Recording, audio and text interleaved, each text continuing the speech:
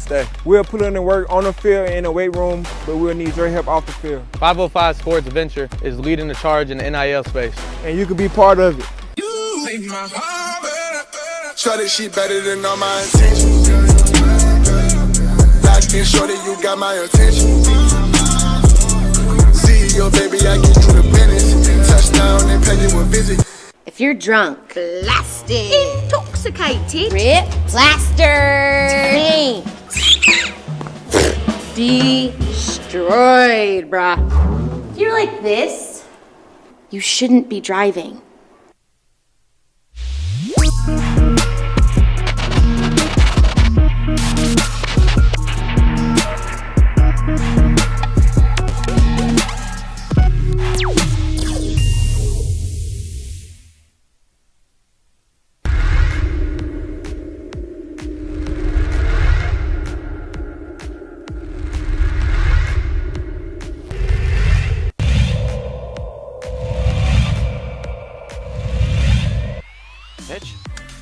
Line drive right at the shortstop for out number 3.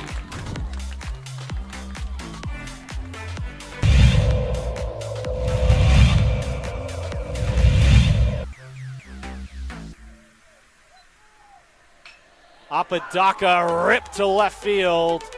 That will bounce in, so it's going to be extra bases as they'll have to chase that one at the wall in the warning track. Flipped up, there's no play at home. So it's an RBI double for Andrew Apodaca.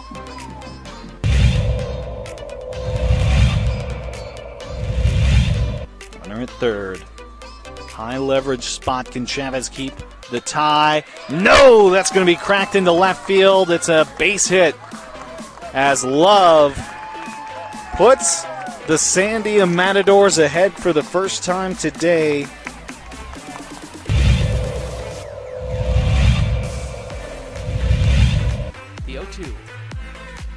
Upstairs goes the backstop, and the run will not score. Gun down at home.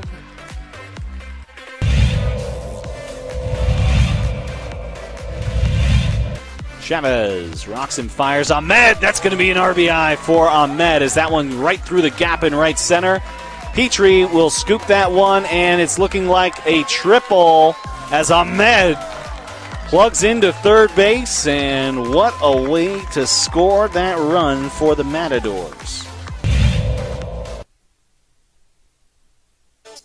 Hey, get a little taste last night. A little taste of football for the weekend. A little taste of Drake May. Patriot fan. Oh, how you feeling? Got a little precursor for the second full weekend of preseason football. The National Football League. Happy Friday. Welcome to the end of your work week, I think. Unless you're working weekends, and then, well, I don't know. Happy Friday. It's the opening drive, Jeff Symbieta. JJ Buck, how you living? What it do? Aye. Is that right? Aye. Aye. Aye. Is that what you want? Is that the solicited response? It's aye. Aye. It's aye. You watched a little Drake May last night? A little spark for the Patriots. I got a little Drake May. 6 of 11, 47 yards. If you're into final scores of preseason games, 14-13 Eagles. Feel good about yourself, I guess. It was Kenny Pickett and Tanner McKee, along with a little Will Greer sprinkled in for the Eagles. Drake May, 4 series over 2 quarters, 25 snaps. The offense, whilst Drake May was the quarterback, scored 10 points. What do you think of Drake May? I think Drake May was able to, last night, do what the other rookie quarterbacks did last week. And it show that there's something to buy into, that there's a higher ceiling for him at the quarterback position, spark a little bit of life into an offense, score points, finish drives, and get some hype going with the Patriots, because when you only throw 3 passes in game one, you really can't figure anything out. And, you know, the Patriots are in a position where Gerard Mayo is still saying this is Jacoby Brissett's job. They're not rushing Drake May.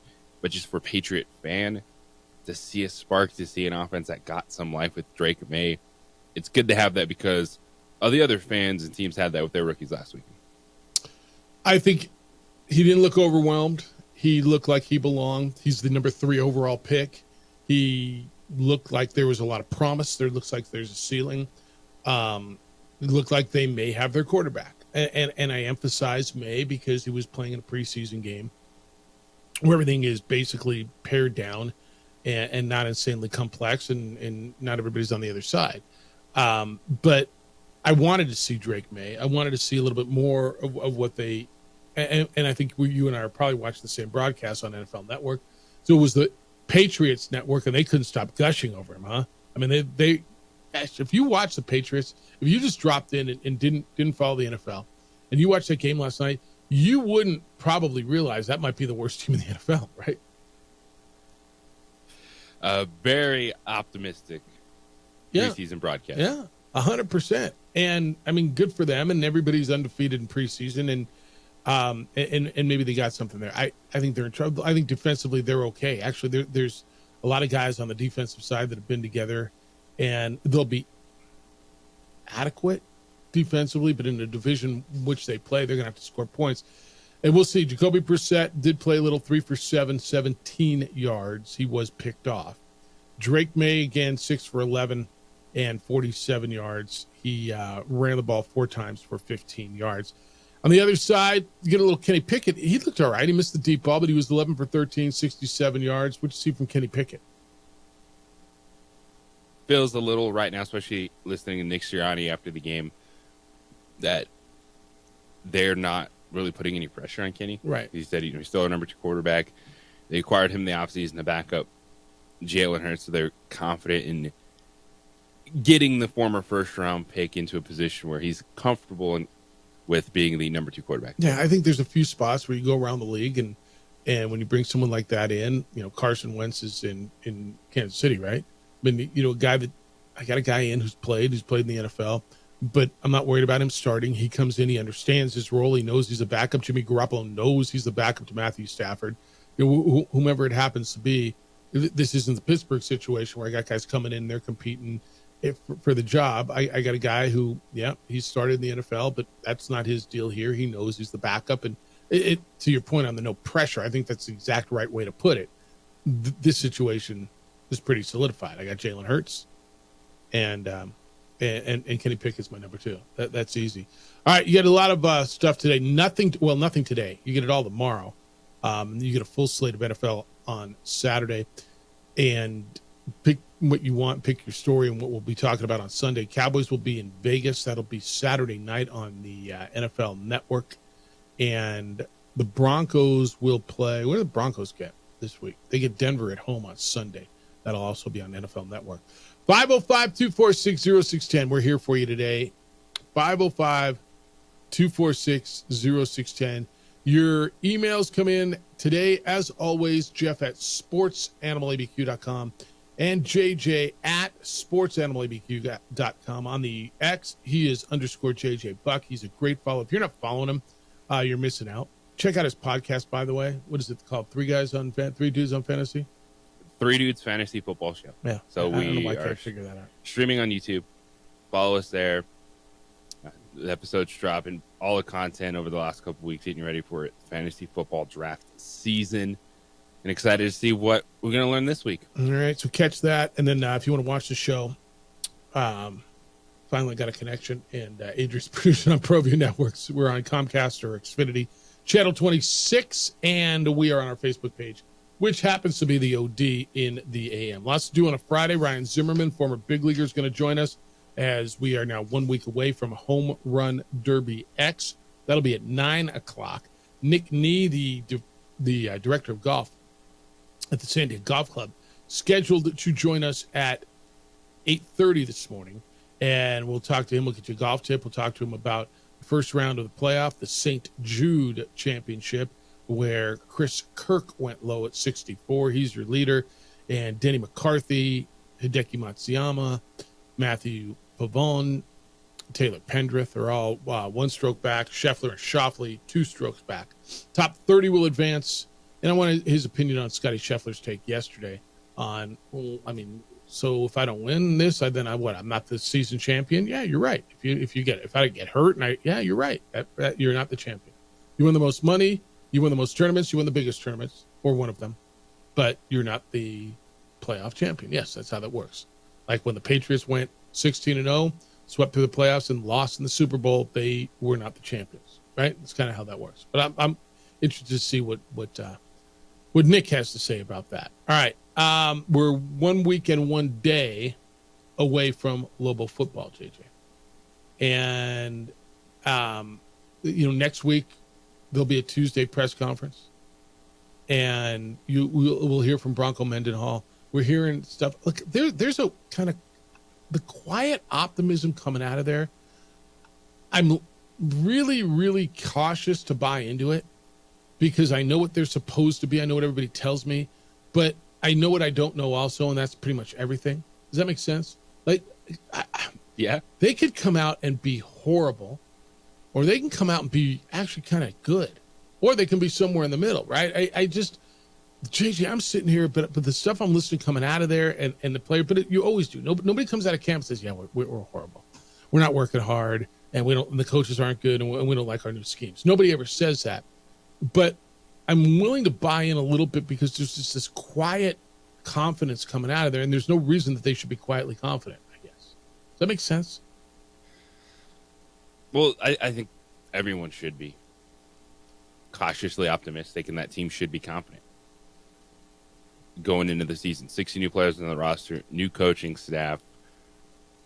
Whether it was year 1 of Bronco Mendenhall or what would have been year 5 of Danny Gonzalez, you want that confidence to start the season. And I think you always have it, right? It's always there to whatever the level is. But I don't know, man.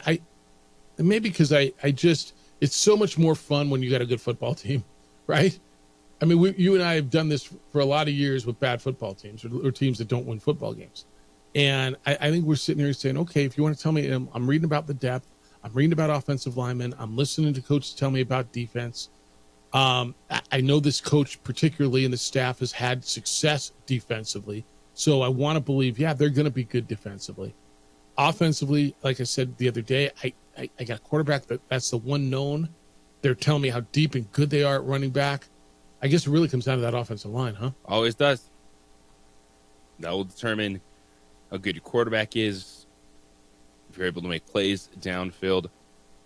And part of it, too, it's you can piece together most of the talent because there's still at least returners outside of the offensive line. So that's why I think skill position players, global football, it's going to be okay. You look at the defensive linemen, do some of those guys, are they put in better positions with a new defensive scheme, as much as we talked about Rocky Long and Danny Gonzalez? I think maybe a 4-down alignment, a little more of a 4-2-5 look can help this team generate a little bit more of a pass rush. But it all comes back to, or if you can find 5 guys that can block up front, effective offense with a quarterback for the first time in a long time, that it's not just a guy returning, but it's the guy you believe in.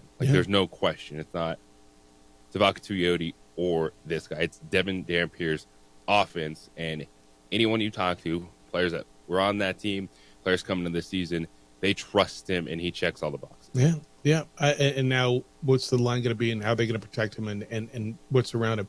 All right, 505-246-0610. Again, Ryan Zimmerman at 9 o'clock this morning. When we come back, the Rams are going to play an exhibition game this weekend, just like everybody else is. But the coach has benched himself. Sean McVay has taken himself off the sideline. He will not be the head coach. I don't know that I've ever seen this before, why he's doing it, and who will be the coach when they play this Saturday against the Chargers. It's the opening drive. Jeff Symbieta and JJ Buck on 95.9 FM and AM 610, the Sports Animal.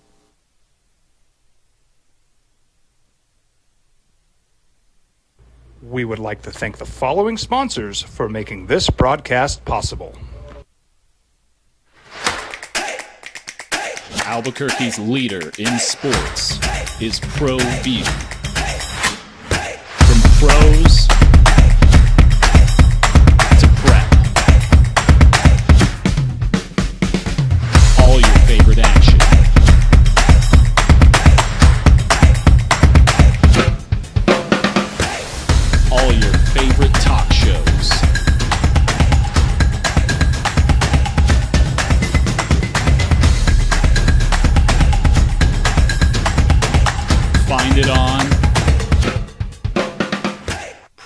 ProView Networks.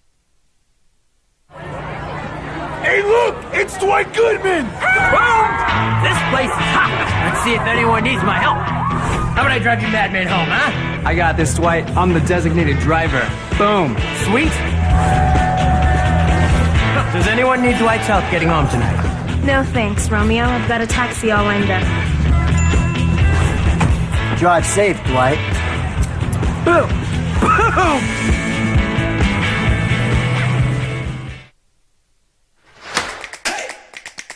Albuquerque's leader in sports is ProView. From pros to prep. All your favorite action.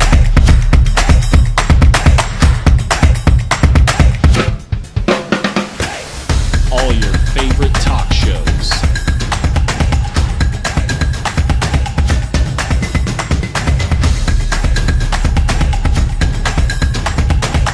Find it on ProView Networks.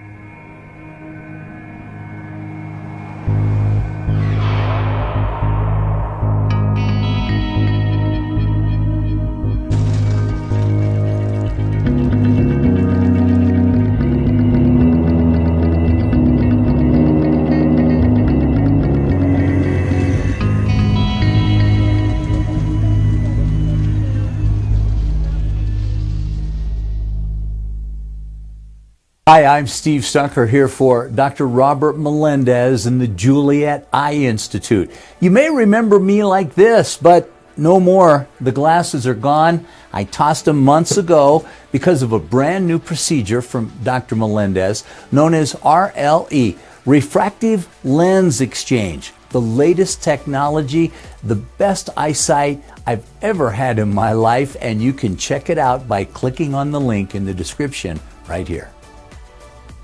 Teenagers love a party, especially during prom and graduation season. Often, alcohol is involved. Some parents think that hosting a party with alcohol in their home will keep the kids safe, but it's wrong and it's illegal.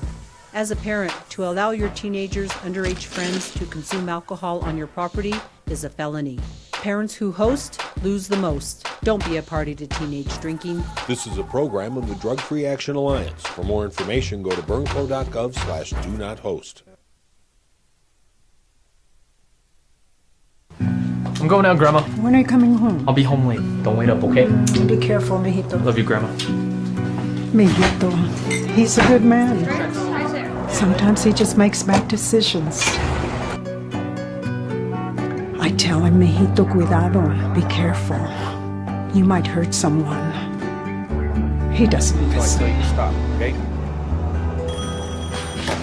Hello. It's me. Hi, mijo, where are you? Dale was drinking and driving. I need you to come and get me, okay? Please, Grandma? Can you just come and get me? Grandma?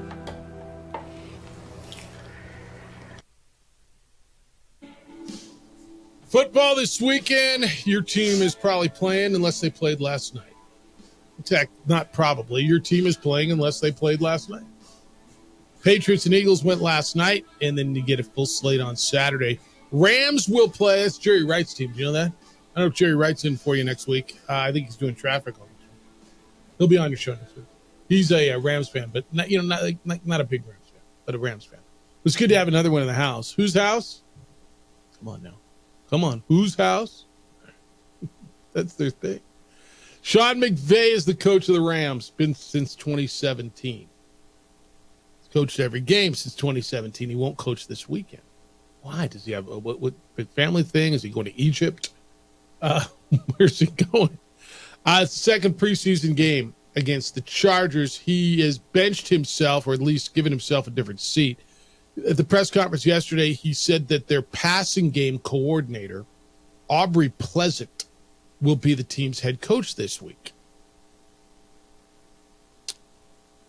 Okay, why? McVay is going to be in the coach's booth getting an angle of the game that he says he normally doesn't get. Quote, I'll be up in the coach's booth and he'll be doing his thing. We'll see if he throws the challenge flag at the right times. Haha, yuck, yuck, yuck. Aubrey will be the head coach, so it'll be really cool. This has been done, I guess, before. Mike Vrabel did it last year.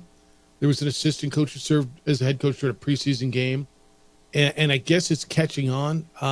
Pleasant has been with McVay for 11 years. They were both on the same staff in Washington, and then when McVay got hired by the Rams, he brought him over to L.A., and he spent 4 seasons. He was in Detroit in 2021 quickly and then came back. But McVay said he's earned the right of assistant head coach because of the influence, the positive effect, blah, blah, blah. This is interesting to me that the head coach says, I'm going to take myself off the sideline just to get a different view.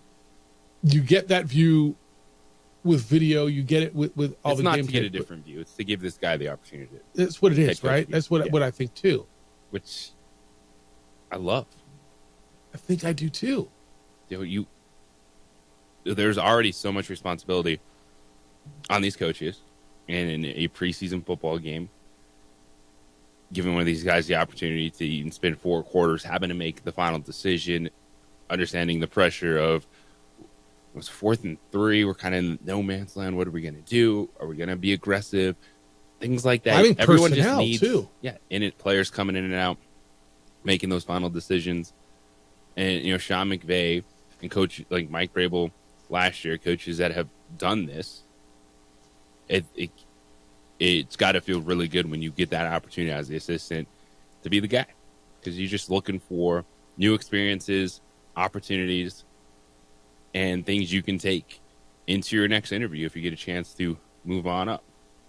To your point, Sean McVay said, quote, these preseason games we approach very differently, but I think to be able to get those reps for the leadership role that he plays for our team, but also to be able to get those chances. I remember when I got opportunities when I was in Washington. Those were really cool things that I look back on and I really appreciate in hindsight. Maybe I didn't realize how beneficial and valuable they were. That's exactly what you're saying, right? And, is Aubrey Pleasant going to be a head coach one day? Maybe. And obviously Sean McVay thinks he should be. And so, I think Ram fans are going, okay, is McVay just prepping him is he out of here after this season because he's always threatening to be out of here? I don't know, man. But I agree with you. I think this is really, really, really cool. So that'll be the Rams-Chargers this week. I think the biggest thing is just personnel. But, you almost put that on your coordinators, right? In your each side staff. Your linebacker room knows when, your 2s and 3s are going in and how long we're going to play the ones, if we're going to play the ones, who's going to play, who's not going to play. By the way, Jimmy Garoppolo is not going to play. So Garoppolo is the backup quarterback, but he has been suspended for 2 games. And McVay said he won't play. Quote, I think it's important to get Stetson Bennett those reps, which if you watched Stetson Bennett last week, and the reality is Jim Garoppolo has played for years and played in the Super Bowl and maybe not played with this team and maybe not played in this group, but Stetson Bennett needs reps because and Matthew Stafford's got a tight hamstring. If something happens to Matthew Stafford, man, Stetson Bennett needs to be better than he was last week. Yeah, that's why Sean McVay made this decision. You know what you have in Matthew Stafford. You do know what you have in Jimmy Garoppolo, who is a fine backup quarterback. Yeah. Probably if you start looking at, hey, if you need to go to the backup for a little while, how you feeling? Feeling pretty darn good about Jimmy Garoppolo. That's right. In the NFL right now. But it's Stetson Bennett time, because those 2 games could be gigantic if needed. It's an easy decision, right decision. Let the dude go, get all the reps, see how it goes. Yeah, yep, I think that's right. So that'll be the Rams and Chargers this weekend. Odell Beckham has been put on the PUP list. He is with the Dolphins. That's the physically unable to perform list. And he's been getting heckled, evidently, by quite a bit of Dolphins fans. And Odell Beckham's had an interesting career, huh? When he made that catch on Monday Night Football, and I say that catch, and you know what it is, right? When you could just say that catch, he was going to be the best damn receiver we ever saw, wasn't he? I mean, he was going to be the best thing that ever happened, and injuries have really, really beat him up, huh? Yes. He was able to have that catch and a decent. It so much became a flash in the pan. injuries, missed opportunities. Now, I think if you're Odell Beckham Jr., though, you still feel pretty good what you're able to do in Los Angeles. You got to a Super Bowl. Yeah. You're 31 years old. You still got some life in you, and you're in a really good situation. He clapped back on the fans. So one fan was asked if he was pulling a Will Fuller. He got on the X and said, just got to realize I get more likes and click with my name in a story than without it. People really be bored AF or as F. Name person who wants to work from 7A to 7P and not get to do the one thing they love. Please make that make sense. Is it good, man? I don't know. I'm not mad at him. Then he said, get the facts straight, mind your biz. Beneficial, not beneficial for him to clap back. I get it, man. At some point, you're getting it. You're getting it. They're in your DMs. They're in your feed. In today's day, is it better to ignore it? Better to say something? Better to engage? They said, move in silence. I'll let y'all know next time I got to take a pee. I don't know. It was that important to inform you what's going on. How would you advise a guy? Not that they take our advice anyway, but I mean, is it better to engage? I think it's one of those situations where it's easy to say don't say anything and just move on. And that's why I'm not doing But that. it's also one where I think a lot about Kevin Durant in this, because he just does it constantly. He was doing it throughout the Olympics. Yeah. And talk about it. Yeah. I think it's one, if the headline pops up, people kind of spout off on it for a day, but really it's stuff that doesn't get in the locker room. Like, dudes don't care what you're doing. And I think other than kind of these moments where hosts are going to go off on Odell Beckham Jr. and not you specifically, but guys, this is why. Yeah, no, I'm not Giants, going off on him. Yeah, like, this is why the Giants never any good at OBJ is this, yada, yada, yada. I think it's something that when someone posts on social media, it's a spark and then it just goes away. Right. Unless it's, obviously something super offensive and just, you have to apologize for it. But if you're just clapping back at a fan, might get its likes, might get his retweets, but then it just goes away. Yeah, I wonder. I'm fine with it. It does, and I'm not jumping all over him. And look, none of us have ever been in those shoes, right? You're frustrated, you're injured, you want to play, and all you do is got people. The answer is put down your phone, but none of us are putting down our phones. You look at it, you hear every one of them, and you don't hear except for the ones that are supporting you. You don't hear those. You hear the ones that are just telling you what you are, how bad you are. And at some point, I think it's got to get you. I don't have a problem with it. I might have had a problem with it 2 years ago. I just don't. We come back. I got a Brandon Ayuk update.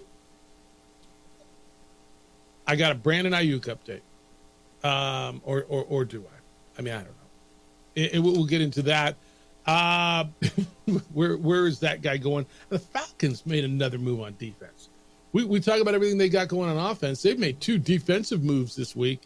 Start looking at the Falcons a little bit. We'll do that when we get back. But you should look at, if you're looking to plan an event, is the Albuquerque Convention Center. You've been there. I know you have, whether it's been for, I don't know, the track meet or maybe a basketball game back in the day, or maybe it was for a gala, or maybe it was a meeting. They host all kinds of events, whether it is just a small meeting for 10, 15 people or a gala for up to 20,000 people. Whatever your event is, holiday parties coming up in December. It's not too early to plan. The Albuquerque Convention Center can take care of you. They've got 600,000 square feet of flexible indoor and outdoor meeting space. Local art throughout the building, concessions and bars, entertainment and event space. Civic Plaza's right there, a parking garage off Martin Luther King Jr. directly connected to the facility. Everything you want is there. Great food, insanely good staff. They will exceed your expectations. If you're thinking about an event, and I know maybe you have it in the past, so you think of all your basic venues, think about the convention center, right downtown, easy in, easy out, close to everything, be at the center of it all. Call the Albuquerque Convention Center or go online. It's all right there. AlbuquerqueCC.com. AlbuquerqueCC.com, or call them at 505-768-4575 for all your information.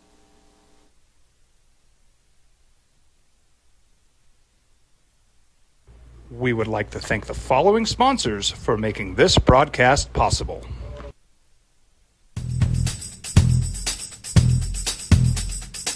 International Protective Services is a proud supporter of ProView Sports and New Mexico Youth Athletics. IPS provides residential and commercial security services in the Albuquerque metro area. For more info, please call 505-897-2420 or visit internationalprotectiveservice.com.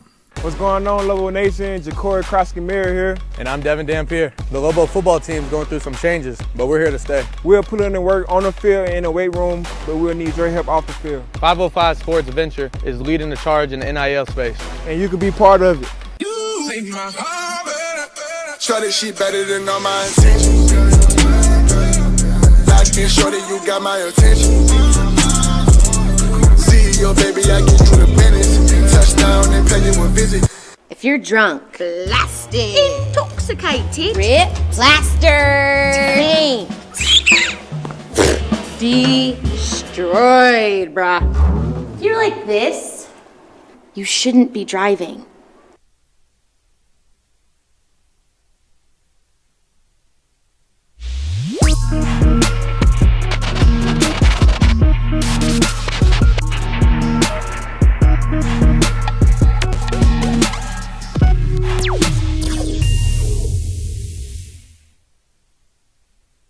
We would like to thank the following sponsors for making this broadcast possible.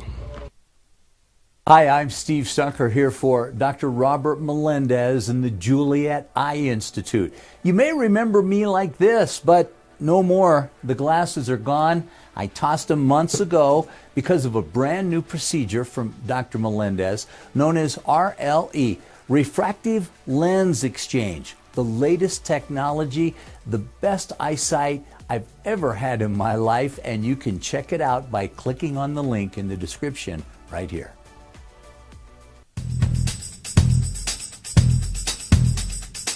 International Protective Services is a proud supporter of ProView Sports and New Mexico Youth Athletics. IPS provides residential and commercial security services in the Albuquerque metro area. For more info, please call 505-897-2420 or visit internationalprotectiveservice.com. What's going on, Lobo Nation? Ja'Cory Krosky-Miller here. And I'm Devin Dampier. The Lobo football team is going through some changes, but we're here to stay. We'll put in the work on the field and in the weight room, but we'll need your help off the field. 505 Sports Venture is leading the charge in the NIL space. And you can be part of it. Shorty, she better than all my intentions. Like and shorty, you got my attention. CEO, baby, I get you the business. Touchdown and pay you a visit. What's going on? Who are you guys? Well, sir, I'm going to pick you up at the DWI checkpoint for drunk driving. And that's when I have to come down to get you out of jail. Well, temporarily. I'm Judge Torres. They call him the Hammer. Hey, hot off the presses, champ. I'm real proud of you, honey. Way to make them happy back home, Captain. Who's that? That's your new buddy in jail.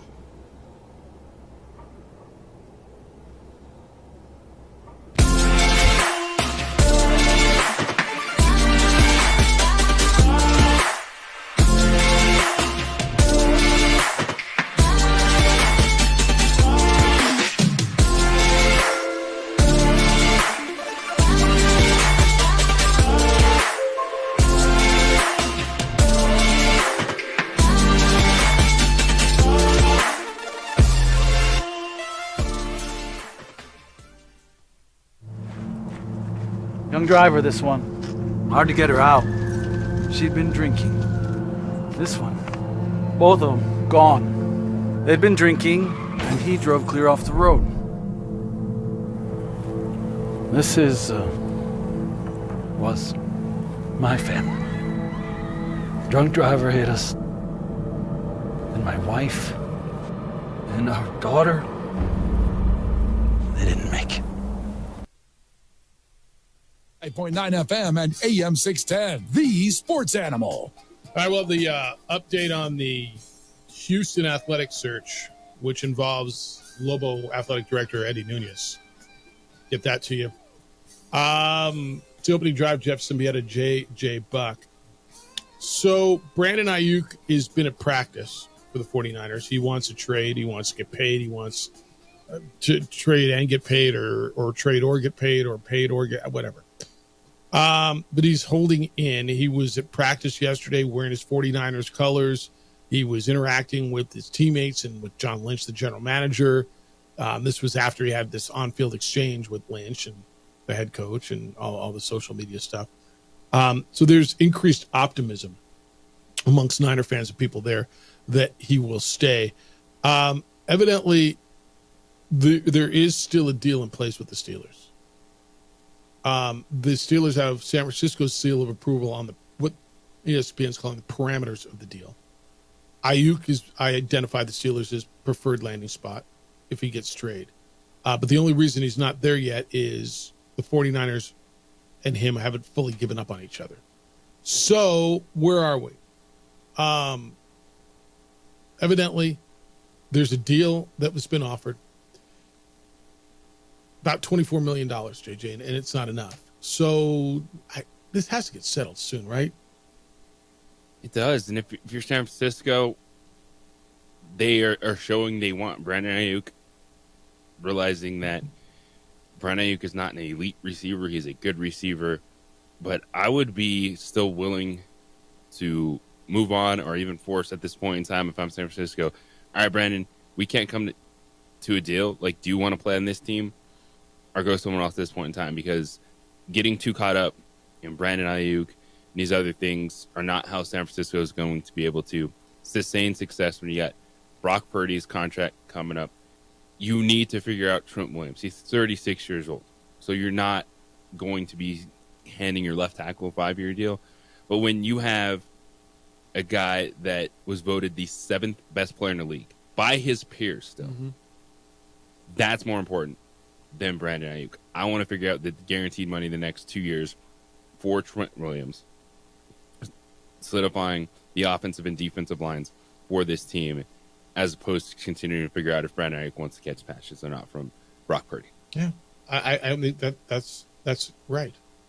And there's got to be enough money there to take care of everybody else. And this is no disrespect. And there's a lot of good receivers. He is one of the better ones. But I've got different priorities. And to your point, Williams, quarterback, are priorities right now. And I got to take care of them. What do you make of what Atlanta's doing defensively? So a couple days ago, they got Matthew Judon. Was that maybe even yesterday, 2 days ago, for a 3rd-round pick from New England. And yesterday they signed free agent safety, former Pro Bowler, former Bronco, Justin Simmons. Played 8 seasons with the Broncos. They released him in a salary cap move in March. It's been good. I just think they keep putting pieces together. I'm not telling you this is the guy that puts them over the top. But JJ, quietly, they're building a roster that look out, man. If they get the quarterback play they think they're going to get, they're going to be pretty damn good. Yeah, these are the free agent moves that matter, not necessarily your team going out there and spending a boatload, because there's actually not a good track record of that working in football. It's you have a foundation and then you add to that. And defensively for the Falcons, being able to bring in Matthew Judon, 32-year-old edge rusher with a proven track record, Justin Simmons, 30 years old. Like, those are the type of veteran moves when you're not bringing them in saying, hey, we need you to make our defense better. It's you are making those moves because you believe we have a good defense and good is going to be that much better with these guys. It's a very solid offseason for the Falcons. Yeah, I think that they're going to, and especially in a division, I read you their schedule yesterday. You start looking through it, they got a couple really tough ones in the first 3 weeks. But after that, you start looking and you go, where are they not going to be favored? New coaching staff, quarterback in there that if he's healthy, and again, I think we're relying on a 39-year-old quarterback coming off an Achilles to be that dude. And reports are he's been that dude and he'll be that dude. And that's probably why they went out and got Michael Penix, right? But look out, man. If you're looking for kind of an off-the-radar team to make a deep run, that may be them. All right, we're going to talk to Ryan Zimmerman, the former big leaguer who's going to be in town at 9 o'clock. Next week is Homer and Derby X. When we get back, a report out of Houston says they are down to their final 2 for the Houston athletic director job.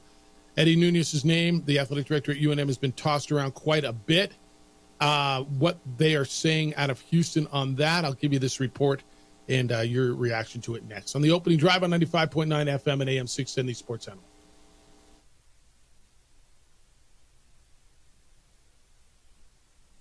We would like to thank the following sponsors for making this broadcast possible.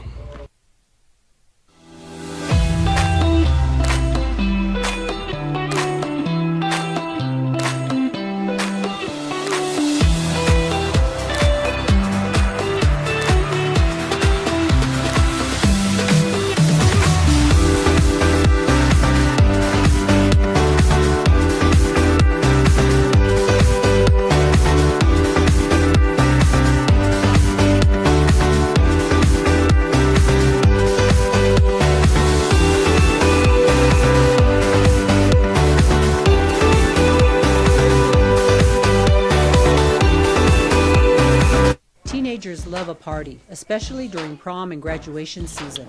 Often, alcohol is involved. Some parents think that hosting a party with alcohol in their home will keep the kids safe, but it's wrong and it's illegal. As a parent, to allow your teenagers' underage friends to consume alcohol on your property is a felony. Parents who host lose the most. Don't be a party to teenage drinking. This is a program of the Drug Free Action Alliance. For more information, go to burnco.gov/do-not-host.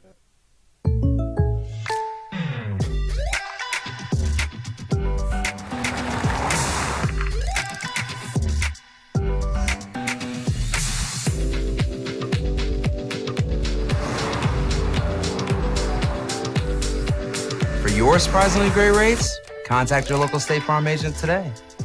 If you want the real deal, call State Farm agent Marty Size in Albuquerque today. Like a good neighbor, State Farm is there.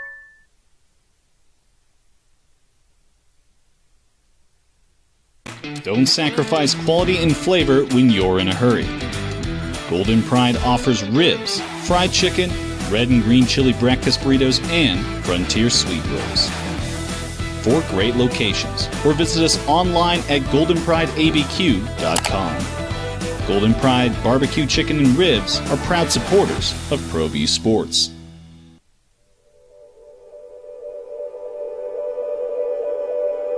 We aren't all born with the same opportunities. But it's the people who care that change everything. Get ready, Sprout, get ready!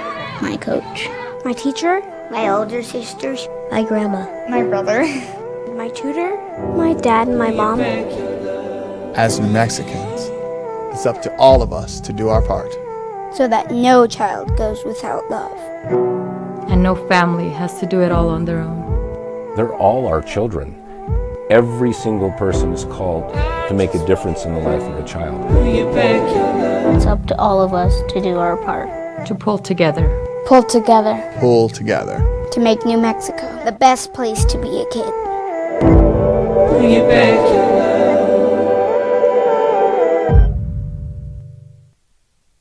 We would like to thank the following sponsors for making this broadcast possible.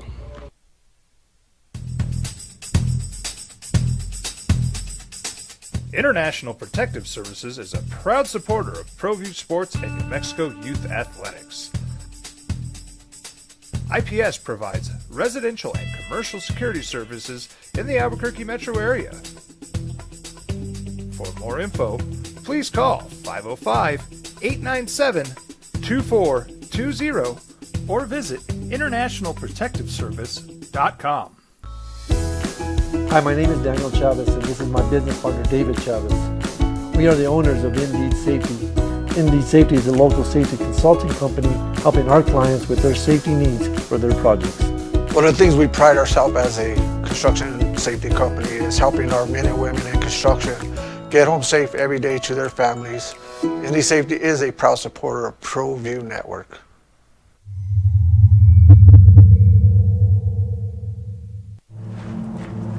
Young driver, this one. Hard to get her out. She'd been drinking.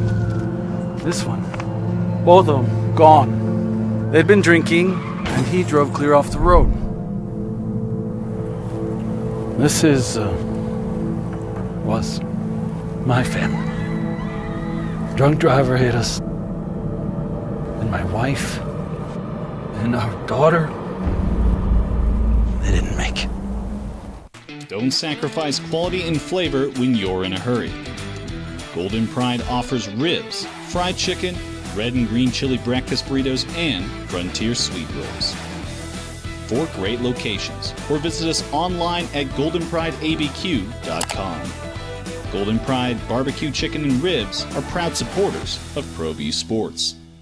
Teenagers love a party, especially during prom and graduation season. Often, alcohol is involved. Some parents think that hosting a party with alcohol in their home will keep the kids safe, but it's wrong. Houston Media.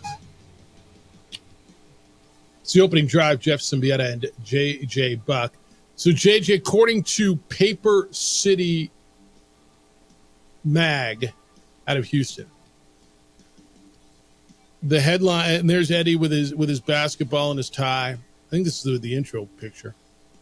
The Houston athletic director job is down to final 2.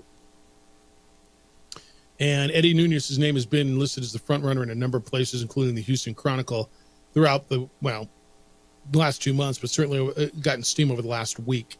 According to Paper City, the job is down to the final 2. Eddie is one of those 2, and LSU's deputy athletic director of championship resources and their chief revenue officer, a guy named Ryan Alpert, who I'm certain Eddie knows. So one former LSU guy and one current LSU guy.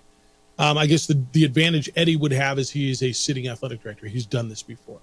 And it's a pretty big job to be your first AD job. Now, that doesn't mean they won't do it. But this Paper City is saying that other outlets have named all these other guys, but they are convinced that their source says, I haven't even heard a couple of those candidates that were out there in other outlets. So according to this outlet, Paper City out of Houston, it is down to those final 2. And I'll read you what they claim Eddie's attributes are and what the other gentlemen's are. It says Eddie Nunez and Ryan Alpert both bring strong credentials to the table in this final 2. Nunez helped power New Mexico to success in a wide range of sports, something the University of Houston has struggled to achieve. With 22 conference titles during his tenure, Nunez also brings Power 5 SEC experience from a long run at LSU, with $400 million of facility renovations and construction done there under his department. He's a former basketball player at Florida under Billy Donovan. Nunez hired Richard Pitino as New Mexico's hoops coach and is said to have a strong appreciation for basketball and its demands, something that is essential at UH, with Kelvin Sampson's program serving as a national beacon for the university. So that's according to this outlet, JJ, Eddie's strengths. For Ryan Alpert, it says he's a proven difference maker on the financial side of athletics, something UH identified early as a key trait for any replacement for Chris Pesman, who was fired by Houston on June 20. The University of Tennessee Athletics CRO, Alpert oversaw a $337 million renovation of Neyland Stadium. He's also led planning on the innovative Neyland Entertainment District, a public-private partnership that aims to transform the area near Tennessee's football stadium into a restaurant, shopping, entertainment district that'll keep that area vibrant throughout the year, which is something we've heard a lot about around University Stadium that just never happened. I'm not going to sit here and pretend I have any insight on this. I do have one person really, really close to this. So I spoke earlier in the week, and basically everything I've told you, I know Eddie's talked to them. I know that I don't know if he's talked to them in the last day or two. I know that they did ask if he's available this weekend to talk. And according to this story, they plan on getting this done early next week. They've already got the Regents meeting planned for Tillman Fertitta's Post Oak Hotel. He's the head of their head chancellor, or their head regent. And they want to get this done next week. So we could be looking for a new athletic director around here JJ, you could have a story on Monday. Sounds like it. I think the way I've heard this Houston job, and I told you I saw Chris Pesman, the guy they fired. I saw him in May, and I think he was kind of blindsided by this.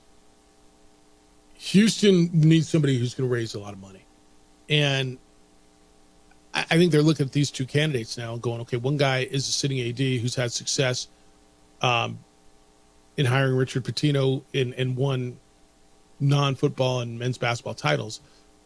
And the other guy's a revenue generator, but he's not been an athletic director. It's going to be an interesting conversation amongst them when they get down to it. But Eddie, by every account, is in a Final Two now. So I guess the question is, and good for Eddie if he gets it. And Maurice, I don't know where you're thinking this you sent this to me again. That Ryan Berriman was being groomed to be the next AD, so no way he would have bailed a week ago if Eddie was on his way out. I don't even know where. No, you're wrong. Like, Ryan Berriman may one day be an AD, but he was not being groomed to be the next guy here. And what do you think? Eddie's not going to go because Ryan left? No. If Eddie gets this, I'm going to tell you again, you shake his hand and you say thank you for what you did around here, and you wish him luck. He got you through some really tough times, through the COVID time, through the budget situation, hired Richard Pitino, hired Bronco. You're going to say, well, he hired this guy. And look, every hire is not a home run. I don't think Danny was a complete failure, although I understand what the win-loss record was. But JJ, if it's time for Eddie and his career to go, and I don't think it's any secret. I think Eddie wants to be an SEC athletic director at some point, right? This would be a great spot for him. Fourth largest city in America, a place where there's a lot of money, there's a lot of support, there's a lot of potential as they now go from, continue their transition from the AAC to the Big 12. I think it's one more year that they don't get a full TV revenue share. They're being, from what I understand, supplemented by the university at somewhere between $45 and $48 million. Now, I don't know if that's going to continue when they get their full share. There's money, there's opportunity. If he gets this gig, you say congratulations, and let's figure out who's best to take over at the University of New Mexico. And for UNM right now, the timing of it, given the fact that you have all your coaches set, you're getting ready for the fall season, all those things are in place. I think it's different if it happens late in the year, there's coaching change, like all this stuff. But it's like you kind of have everyone working, focused on ramping up. Things are in place, for fall and spring, and it's it's always going to be hard when there's a movement of that level. But at this point in time, I think UNM is in a good position. You look at what the Lobo Club has done, what they've done with NIL, and all that stuff is relationships. Mm-hmm. And one of the things that Indianapolis has been able to do is build and maintain relationships, keep people interested in the product. Now, getting Rich Pitino in as head coach and that team going to the NCAA tournament, that's what you have to have. And then you hope it's a trickle-down effect, and you continue to build off that. Aren't both, and I could look this up, aren't both Broncos and Richard Pitino's, like, their buyouts somehow tied, like they change if Eddie leaves? Wasn't there language in both of those that if Eddie leaves, that there's some sort of change in language? I think that's part of that. So that'll be interesting to see how that plays out. Email from Mike says, remember Pitino, Jeff Lou? Just remember Louisville with sources had it down to Dickie P and the dude from Indiana State. And Cardinal were just waiting for Sycamores to be eliminated to make the decision. Did either one get the job? Yeah, the guy from Indiana State got the job. Yeah. Yeah, he did. And I understand that I've never once said this is a done deal. I'm telling you that he's a finalist, and I think this is real.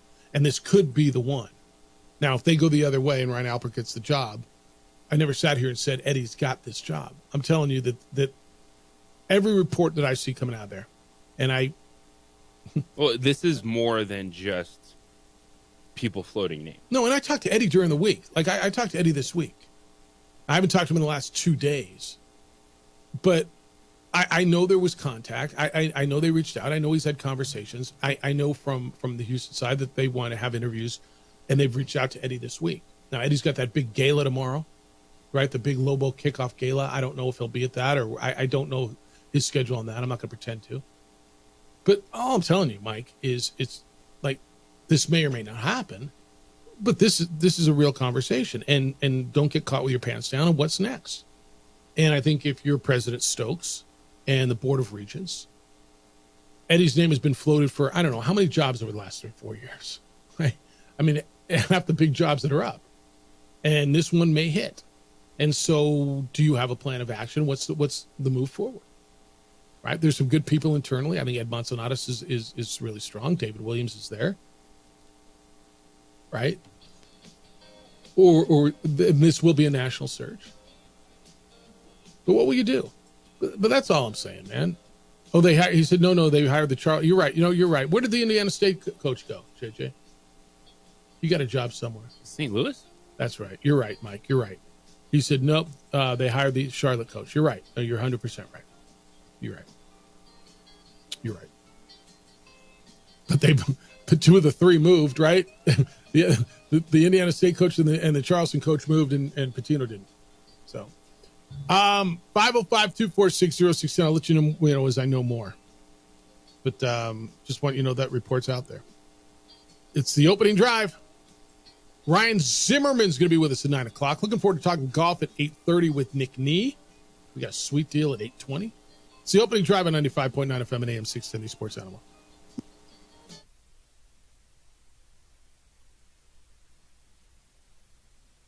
We would like to thank the following sponsors for making this broadcast possible. If you're drunk, blasted, intoxicated, rip, plastered, destroyed, bruh. If you're like this, you shouldn't be driving. We would like to thank the following sponsors for making this broadcast possible.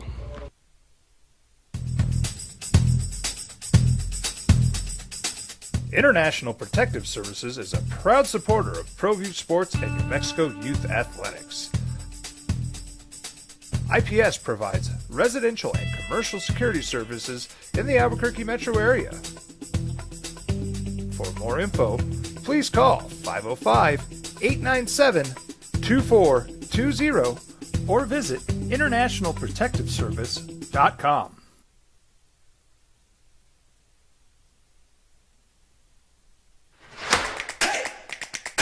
Albuquerque's leader in sports is ProView. From pros to prep, all your favorite action.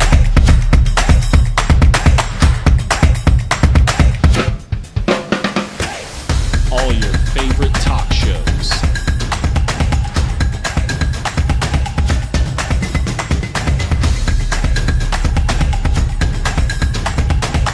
Find it on ProView Networks. What's going on, Lobo Nation? Ja'Cory Krosky-Miller here. And I'm Devin Dampier. The Lobo football team is going through some changes, but we're here to stay. We'll put in the work on the field and in the weight room, but we'll need your help off the field. 505 Sports Venture is leading the charge in the NIL space. And you can be part of it. Try this shit better than all my intentions. Locked in shorty, you got my attention. CEO, baby, I get you the business. Touchdown and pay you a visit. These are more than just the sounds of a safe place to go after school. These are the sounds of interest being ignited and of mentors making an impact. At Boys and Girls Clubs, we don't do just one thing. We do whatever it takes to meet the needs of every kid who comes through those doors. Because whatever it takes is what it takes to build great futures. Great futures start here.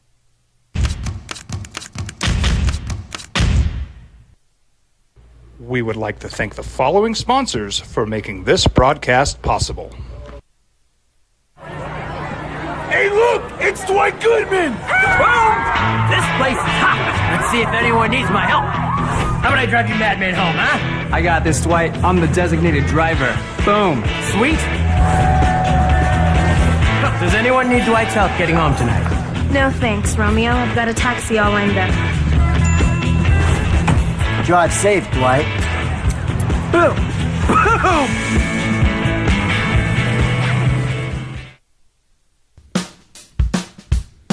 Well, I'm going to the frontier, walk up to the cashier, order up a root beer and a number one. Cover it with green stuff, one scoop is not enough. Find a booth is real tough, back by the Duke. Meet my family, meet my friends in the quirkiest restaurant I have ever been. All of Albuquerque's favorite spot, it's the Frontier Restaurant. The Frontier Restaurant is a proud supporter of ProView Networks.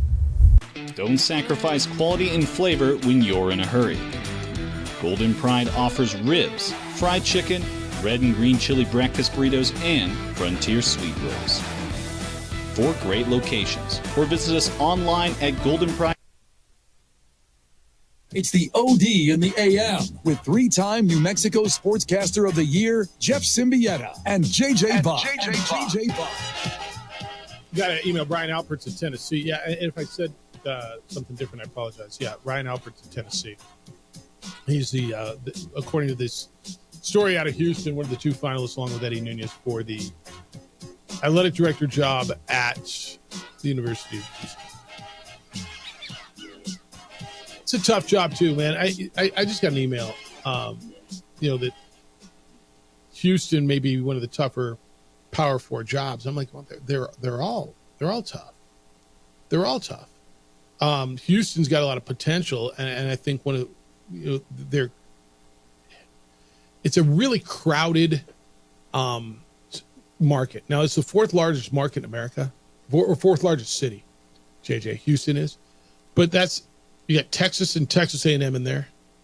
LSU's in there, right? Plus, you got all the pro sports. It's a crowded market. And then you've got a lot of expectations for the fans and that administration. It's an interesting one. But it's certainly a challenge that, like, you got resources and you go. All right, 505-246-0610. Come on in. If you want to talk some football today, if you want to get in on the Eddie Nunez conversation, where his name is now by the Houston Chronicle as well, now saying final 2 for the Houston job. Emails, let me get some of these out of hit some of them. Man, you guys hit a lot already this morning. Is this today? All this today? Oh, no, it can't all be today. All right. Omar says, Jerry or Uni? Will local fans head to University Stadium for Lobo football or stay home and watch the Cowboys and Chargers preseason finale since both games tip at the same time? Dude, who cares about the – I mean, with all due respect, are you really – if you're going to want to watch a Lobo game, are you going to go watch Chargers-Cowboys preseason game instead of watch the opener? I mean, I don't know. JJ, am I really naive on that one? I think people are – the heat's going to be an issue. Don't get me wrong. 97 degrees that day, and it's a 2:00 hit. And the game's on TV. But I don't know. Do you think Chargers-Cowboys preseason finale keeps people away? That's not what keeps people away. That shouldn't have a dramatic effect on attendance. Well, I don't think so. Don't get too high on your horse, Jeffy. Remember the immortal OD call from Rudoso when Galletti said, Lobo football is going to surprise people. This team has talent. Yeah, I do. And then I think that was the year they went 1-11. Yeah. That's why I'm not getting to Lobo Hobo. I'm not getting too high on my horse. That's why I've got this cautious optimism, and I haven't seen him. That's the thing. You're not allowed out of practice, so I don't know. I just get. I don't know. Maybe, like I said, maybe it's because I want to believe, because it's way more fun covering teams that are good. Dan says, since the OD is load managing next week, I'm assuming we're getting Mountain West wind totals from Jeffrey, Juan Jose, and Dr. Stignambula today. No, we're going to do that next Friday. Next Friday, right? Is when we're doing wind totals? Yeah. Right before the day before the opener? Yeah, we're going to do Mountain West wind totals next Friday. Yeah, there is a little load management next week. I mean, just a little. Carl says season tickets, Jeffy. I'm guessing they must not be very good because if they were, I would have already gotten the press release. Bronco Mercenary already paying dividends under the new leadership of the first-year coach. Lobo football season tickets sales are up X%. I don't know where Lobo football season tickets are, to be honest with you. I don't. But yeah, you haven't seen that press release come out, so I don't know. I had one of my good buddies just said, "Yeah, I'm not buying them. You know, I'll buy single season tickets, and I'm out of town for 2 of them, and let's see." And so, all right, and a good buddy who's an alum and who played football there. But do you feel anything? Do you feel a swell? Do you feel people like fired up? Not if you listen to people that interact with our show. Yeah, I don't feel it here either, and I am, but I haven't seen a lot. You do a great job bringing you right back down to earth. Well, but around town, have you felt a lot? I mean, the game's a week from tomorrow. I haven't seen. I don't know. I've heard commercials on here, and I'm sure next week, you know, maybe we get Rob on, or you'll have, you know, I've wanted to talk to Sean Ryder. You got him coming on next week at all? Jeff, I don't know. I'm doing it at noon today. Sorry, I'll work man. on that this weekend. The answer is we'll have a lot. I'm sorry. We're going to have Cy Riley, of course, former Lobo. Yeah. Who's been just fantastic hosting the show. You'll have Bronco Mendenhall Monday. Bronco Mendenhall. Yep. First coach speak of the season Monday morning. All right. I just, because I'm kind of fired up. Like, I'm going to be out at University Stadium a week from Saturday.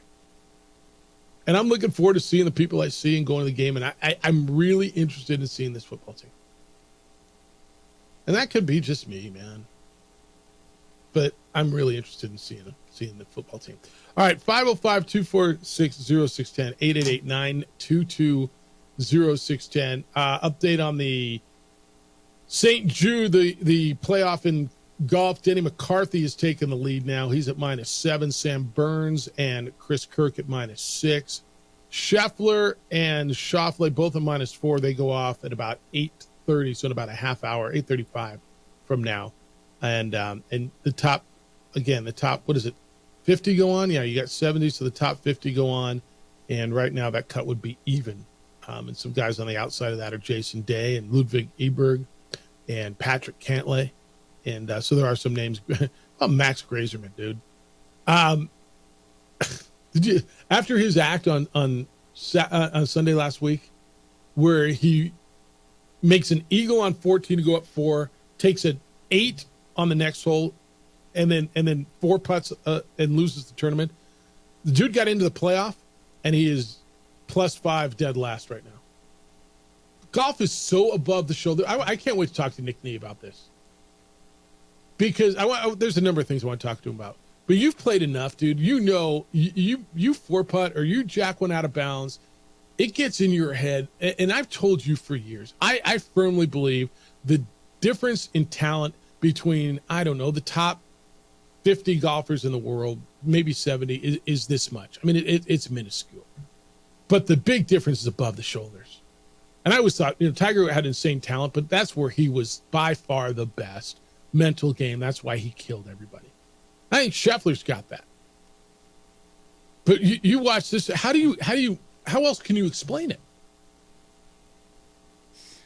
It's hard to. And there's not much variance. Right? I mean, all these guys are so good, hit the ball great. I mean, you know, they chip well, they putt well, they hit it 340 yards. All of them. But it's right there. So I'll get you that. I'm looking forward to talking to Nick, and that'll be at 8:30. And then we got the Home Run Derby stuff, Home Run Derby X, if you will, coming up at 9 o'clock with Ryan Zimmerman. All right. When we come back, I want to get into a little bit of what you saw from Drake May. And Colin Kaepernick was offered a position with the Chargers. The result is in. Is he going to be on that coaching staff? Let you know where that goes. Hey, I've trusted International Protective Service for years. I've trusted them to watch my home for years. They come by every day. Officer Crespin's there every day. They do a check. And if you travel, you let them know. They'll pick up garbage cans, roll them to the curb and back, pick up newspapers, mail. This happened to me a number of times. Something gets delivered, they pick it up off the porch until I get home so somebody else doesn't get it. They do exterior checks. They give you that peace of mind that you need. They monitor alarms. They install alarms and cameras. And then if your alarm goes off, they're there within 7 minutes or less. They stop the bad guys. Property crime is real. You know that. If you haven't been a victim, you know someone who has. Don't wait until you've been a victim to call IPS and protect what's important to you. I was at Target yesterday. I was at Target the day. Well, I've been at Target a lot lately, JJ, with a child going to college. I see IPS officers out in front of their stores. They make a difference. They can make a difference for you, but you got to give them a call. So who's watching your home when you're not there? Make sure it's the good guys and not the bad guys. 505-897-2420 is their number. 505-897-2420. They're online at ipsglobal.com. IPS is passionate about making Albuquerque and Santa Fe better and safer places to live and work.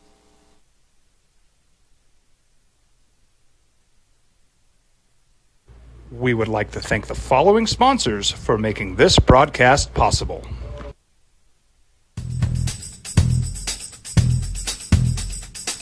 International Protective Services is a proud supporter of ProView Sports and New Mexico Youth Athletics. IPS provides residential and commercial security services in the Albuquerque metro area. For more info, please call 505-897-2420 or visit internationalprotectiveservice.com. Hi, I'm Steve Stucker here for Dr. Robert Melendez and the Juliet Eye Institute. You may remember me like this, but no more. The glasses are gone. I tossed them months ago because of a brand new procedure from Dr. Melendez known as RLE, Refractive Lens Exchange. The latest technology, the best eyesight I've ever had in my life, and you can check it out by clicking on the link in the description right here. ProView Networks would like to thank the following sponsors for making this broadcast possible. Hans Whitler Automotive, German car maintenance and repair in Albuquerque, New Mexico.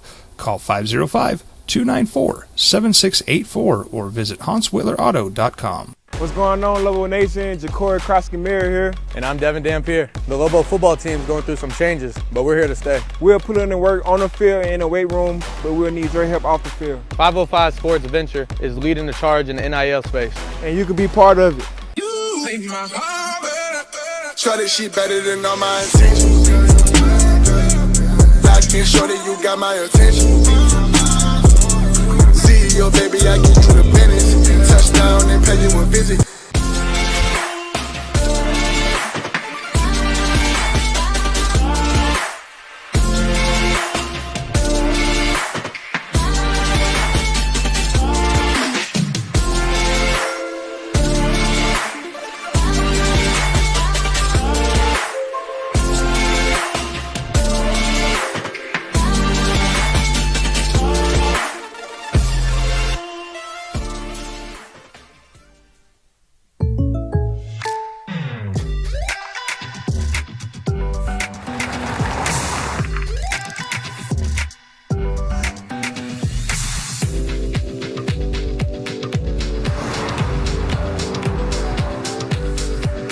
Your surprisingly great rates? Contact your local State Farm agent today. If you want the real deal, call State Farm agent Marty Size in Albuquerque today. Like a good neighbor, State Farm is there.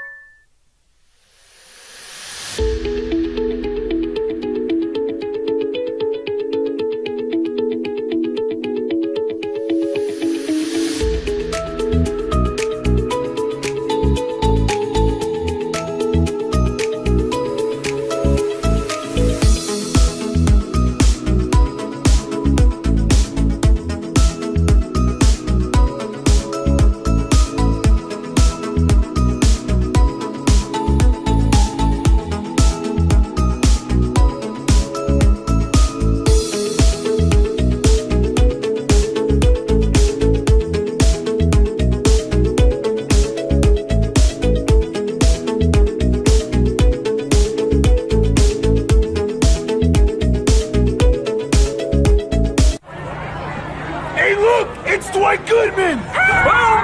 This place is hot. Let's see if anyone needs my help. How about I drive you madman home, huh? I got this, Dwight. I'm the designated driver. Boom. Sweet. Does anyone need Dwight's help getting home tonight? No thanks, Romeo. I've got a taxi all lined up. Drive safe, Dwight. Boom. Boom.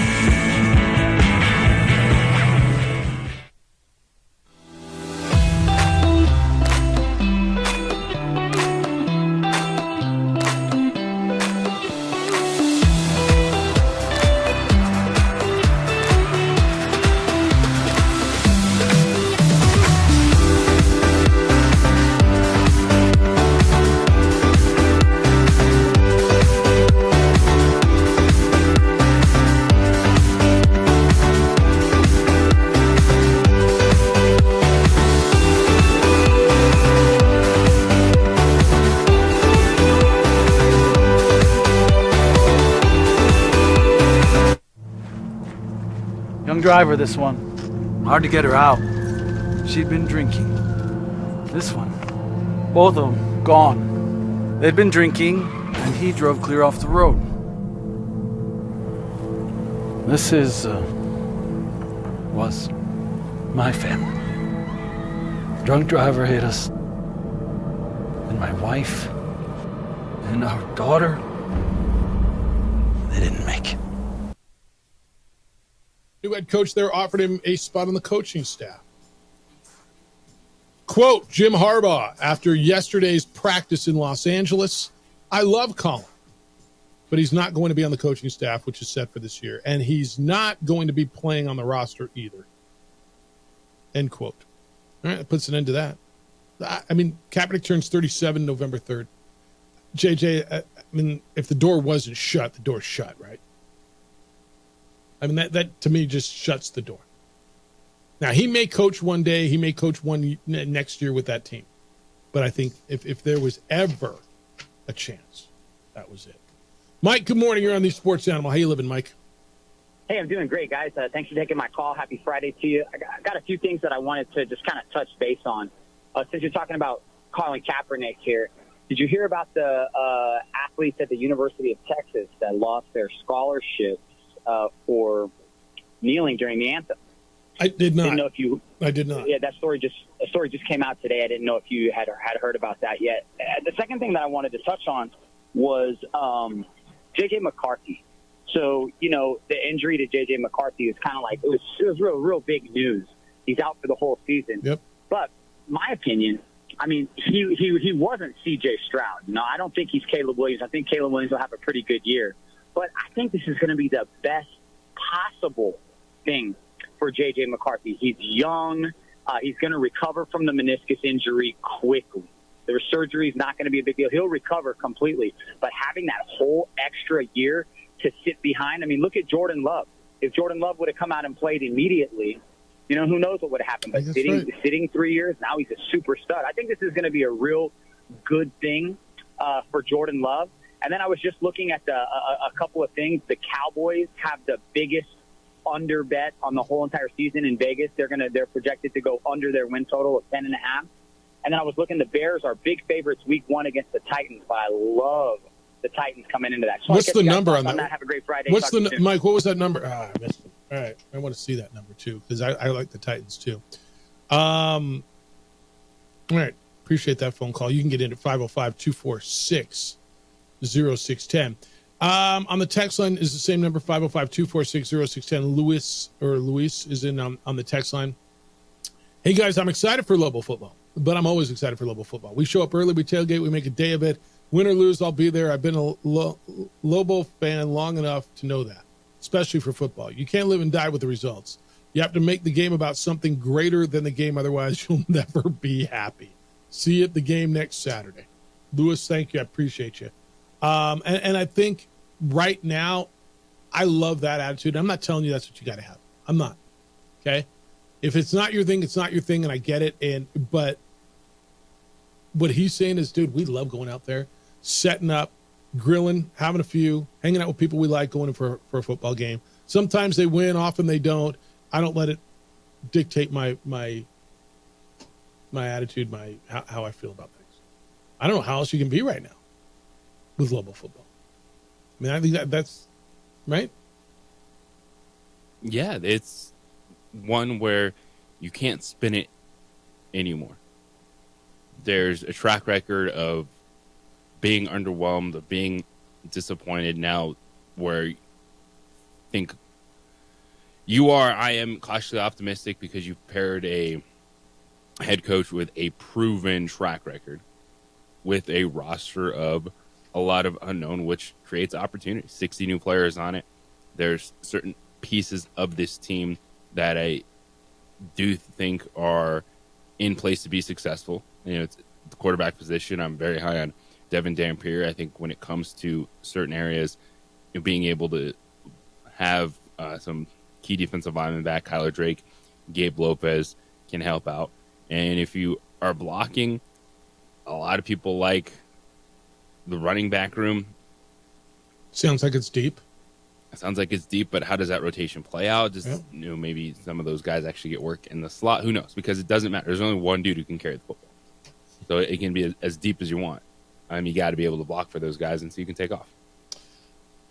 I love Lewis's attitude. I love the way he thinks about it. I love the way he just says, "Look, man, we're going to go out, win or lose." I go out with friends. We go out and have a good time, and we enjoy ourselves, and that's kind of that's our thing. And look, it might not be that way in Michigan or Tennessee or LSU. It might not be that way everywhere, but for Lobo football, that's what you got to. Let me read that again, because the way he said it, we're not going to live and die with the results. You have to make the game about something greater than the game. Otherwise, you'll never be happy. But, man, losing sucks. Yeah. What you hope, though, is you get to a point where that's not the spin you have to have, and that's what everyone is trying to do. Yep. All right, we got a sweet deal for you, and I think you are going to love this one. This is kind of your jam, or at least I hope it's your jam. It is Jungle Jam. Go to our website, sportsanimalabq.com.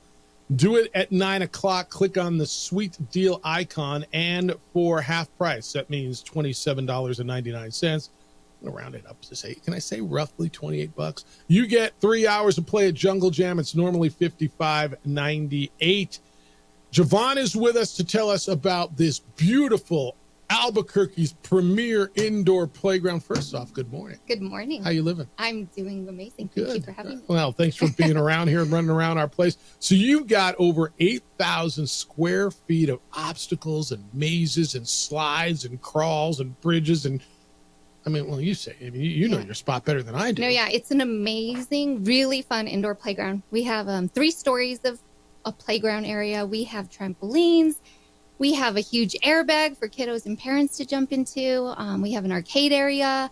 It's a lot of fun. I heard on the thing. What is okay? I'm not gonna lie. This is Randy voices the commercials. He's great at it. He says, and you've got Albuquerque's own ball blaster. And I did kind of go, whoa, like I did kind of step back, and I'm like, okay, but. Yeah. So the ball blasters are a lot of fun. In fact, I think we're the only place in town that what is does a ball have blaster? That. So it's like little cannons, right? You press the button, you put the balls in, you press the button, you can like shoot them out to your friends and family, and they're soft balls, right? They're soft balls. They're very, very soft. And all right, fellas, you can take your hands off your. Well, yeah. Yeah, no. You can relax now.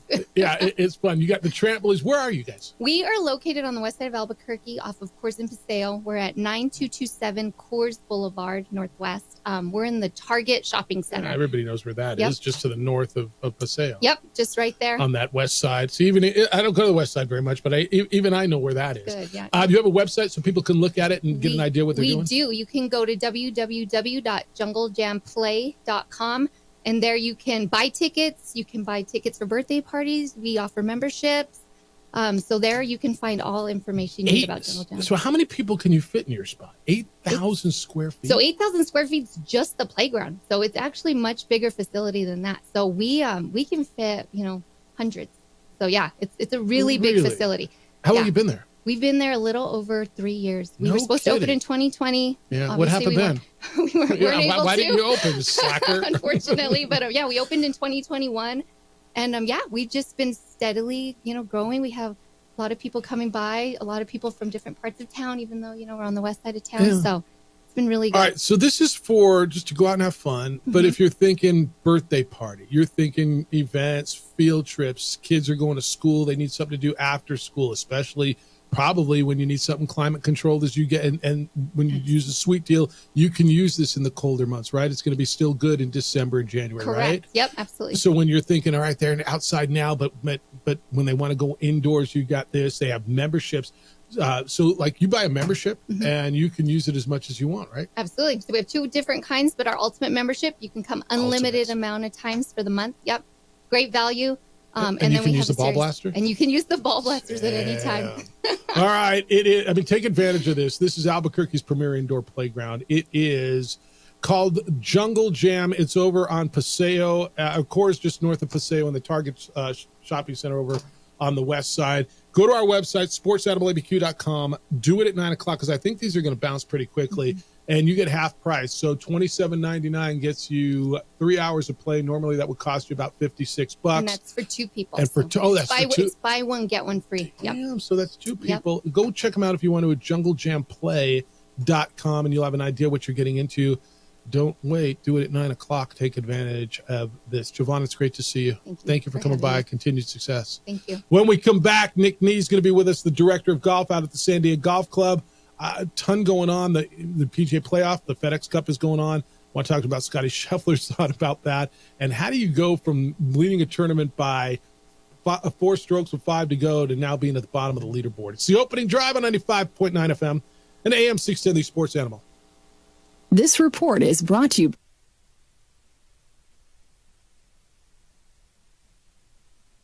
We would like to thank the following sponsors for making this broadcast possible.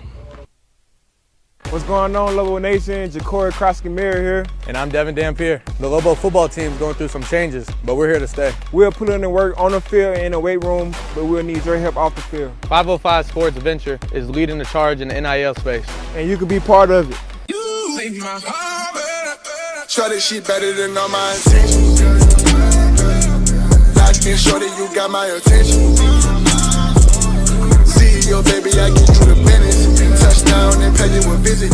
ProView Networks would like to thank the following sponsors for making this broadcast possible. Hans Whitler Automotive, German car maintenance and repair in Albuquerque, New Mexico. Call 505-294-7684 or visit hanswhitlerauto.com. If you're drunk, blasted, intoxicated, rip, plastered, destroyed, bruh. If you're like this, you shouldn't be driving. Well, I'm going to the frontier, walking to the cashier, order up a root beer and a number 1. Cover it with green stuff, 1 scoop is not enough. Find a booth is real tough, back by the Duke. Meet my family, meet my friends in the quirkiest restaurant I have ever been. All of Albuquerque's favorite spot, it's the Frontier Restaurant. The Frontier Restaurant is a proud supporter of ProView Networks. These are more than just the sounds of a safe place to go after school. These are the sounds of interest being ignited and of mentors making an impact. At Boys and Girls Clubs, we don't do just one thing. We do whatever it takes to meet the needs of every kid who comes through those doors.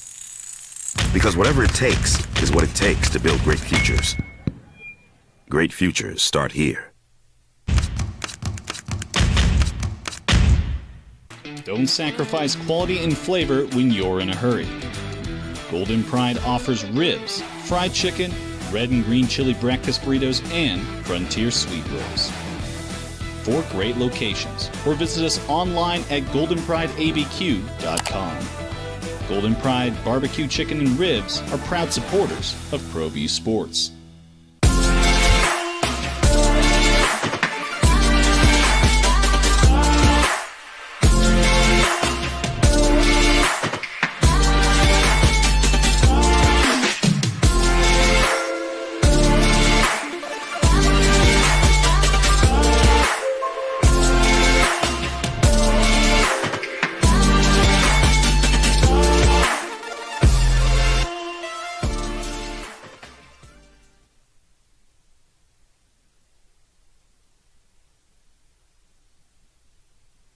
We would like to thank the following sponsors for making this broadcast possible.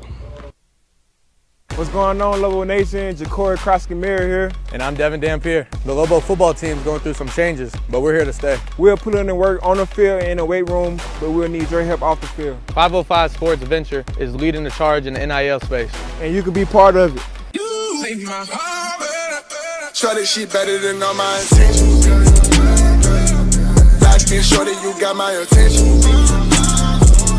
CEO, baby, I give you the business. Touchdown and pay you a visit. Hi, my name is Daniel Chavez, and this is my business partner, David Chavez. We are the owners of Indeed Safety. Indeed Safety is a local safety consulting company helping our clients with their safety needs for their projects. One of the things we pride ourselves as a construction safety company is helping our men and women in construction get home safe every day to their families. Indeed Safety is a proud supporter of ProView Network.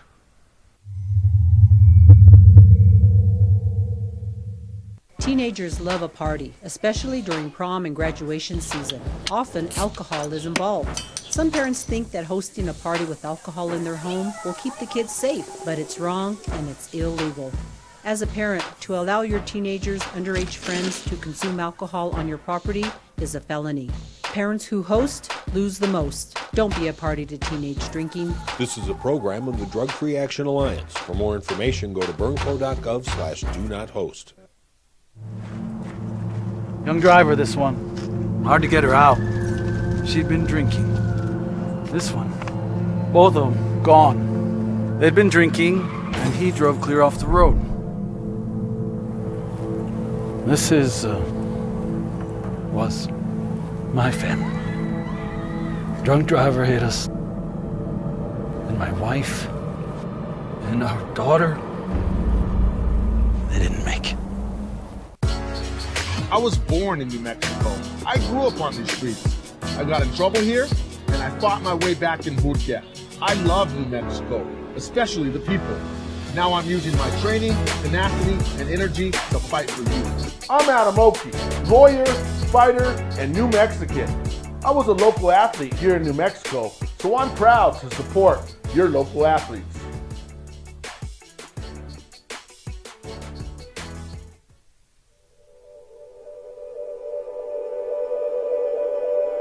We aren't all born with the same opportunities. But it's the people who care that change everything. Get ready, Spell, get ready! My coach, my teacher, my older sisters, my grandma, my brother, my tutor, my dad, and my mom. As New Mexicans, it's up to all of us to do our part. So that no child goes without love. And no family has to do it all on their own. They're all our children.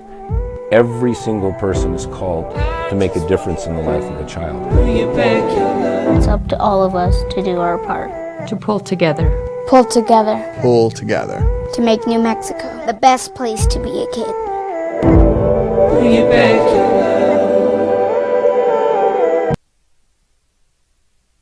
5.9 FM and AM 610. The Sports Animal. FedEx St. Jude Championship in Memphis. That is the first part of the FedEx Cup playoffs. 70 golfers will cut down to 50, then they'll go down to 30 and play the championship. Your leader is Denny McCarthy at -7, now joined by Sam Burns, who's joined him at -7. Chris Kirk at 6 under. Scheffler, Schauffele, both teeing off in about, I don't know, they're probably on the tee box right now, getting ready to go. They're the next group out. And they both start the day at 4 under par. So the opening drive, Jeff Symbieta, JJ Buck. I've been really looking forward to it. I've talked about this all week to talk to Nick Nee. He's the director of golf out at the beautiful Sandia Golf Club. What's up, Nick? How you living?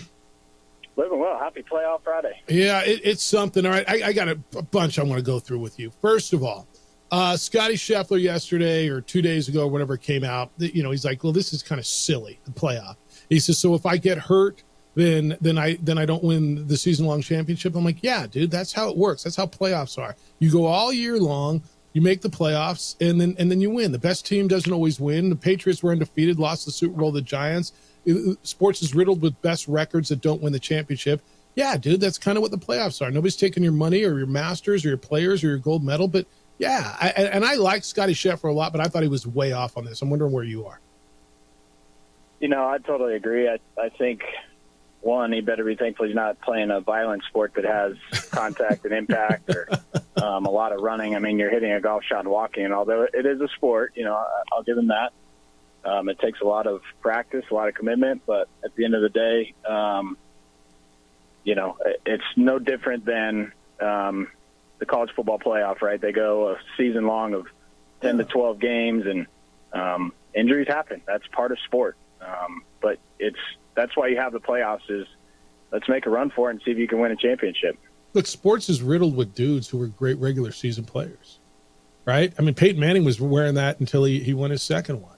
Dan Marino, Dan Fouts, they just never won in the playoffs. They weren't champions. They were great players. And Scotty Scheffler is a great player, and golf's different. I think the 4 majors are going to be valued more than the FedEx Cup. But yeah, that's just how it goes. Otherwise, why play, dude? Why have this? And by the way, the winner, JJ, I was wrong yesterday. The winner gets $25 million. So they created this thing, and there's an opportunity for you to win another $25 million. What's the issue? I couldn't agree more. I'm right in line with you. I think that's just sport, and any sport, no matter what you're playing and what you're doing. There's injuries that can happen, and right now it's the majors are going to hold a big flag in the ground for continuing to be as prestigious as they are. But they have a lot of history. They have a lot of pageantry, a lot of tradition. The FedEx Cup is still relatively new in that regard. So. Until it puts its and it makes its due, then the majors are going to be the flagships. But at the end of the day, you got an opportunity to win a boatload of money and be crowned a champion at the end and win the championship. Nick D, Director of Golf at Sandy Golf Club, is with us on the Sports Animal. Well, as has been the case every time this year, Scotty Scheffler, the odds-on favorite this weekend. Xander Schauffele was number 2. Are there any guys that you like over the next couple weeks that you just think make a run? Maybe grab a victory and make this interesting? Yeah, great question, JJ. I don't have anybody. Obviously those 2 are going to be the odds-on favorites, and that's just how it is with especially how they kind of played, although we probably would have liked to see Xander play a little bit better in the final round of the Olympics. But, there's good guys. There's good ball strikers. Sam Burns is right up there if he can put a move on it. It's going to be interesting to see because I don't think it's going to be one of those 2. I would take the field because it's a survive and advance. It's get to the top, the next top 50, and then next threshold, and see if you can get a chance to put yourself in a position to win it at Eastlake. How about him winning the Ben was with us last week. You and I didn't get to have this conversation. Scheffler seals the Player of the Year, winning the gold. Or if Xander wins this, is there even a conversation then for Player of the Year? I don't think, I think if Xander comes out on top at the end at Eastlake at the Tour Championship, I think he's going to end up being the Player of the Year. And it's crazy to think that Scotty would have to take a backseat to that with the year he had. But, you get the championship, his 2 majors. I think that's going to carry a lot of weight. I don't think that Scotty sealed it up. Obviously, he put himself in a position that it's going to take one person to knock him off that throne, if you will.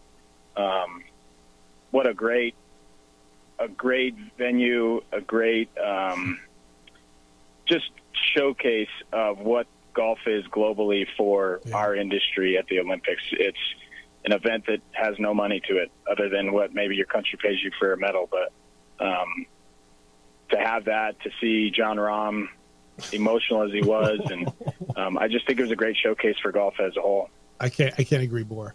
All right, I've long contended, and I've been wanting to have this conversation with you, that your game is 80% above the shoulders. I firmly believe the talent difference between the top 50 to 70 golfers in the world is minuscule.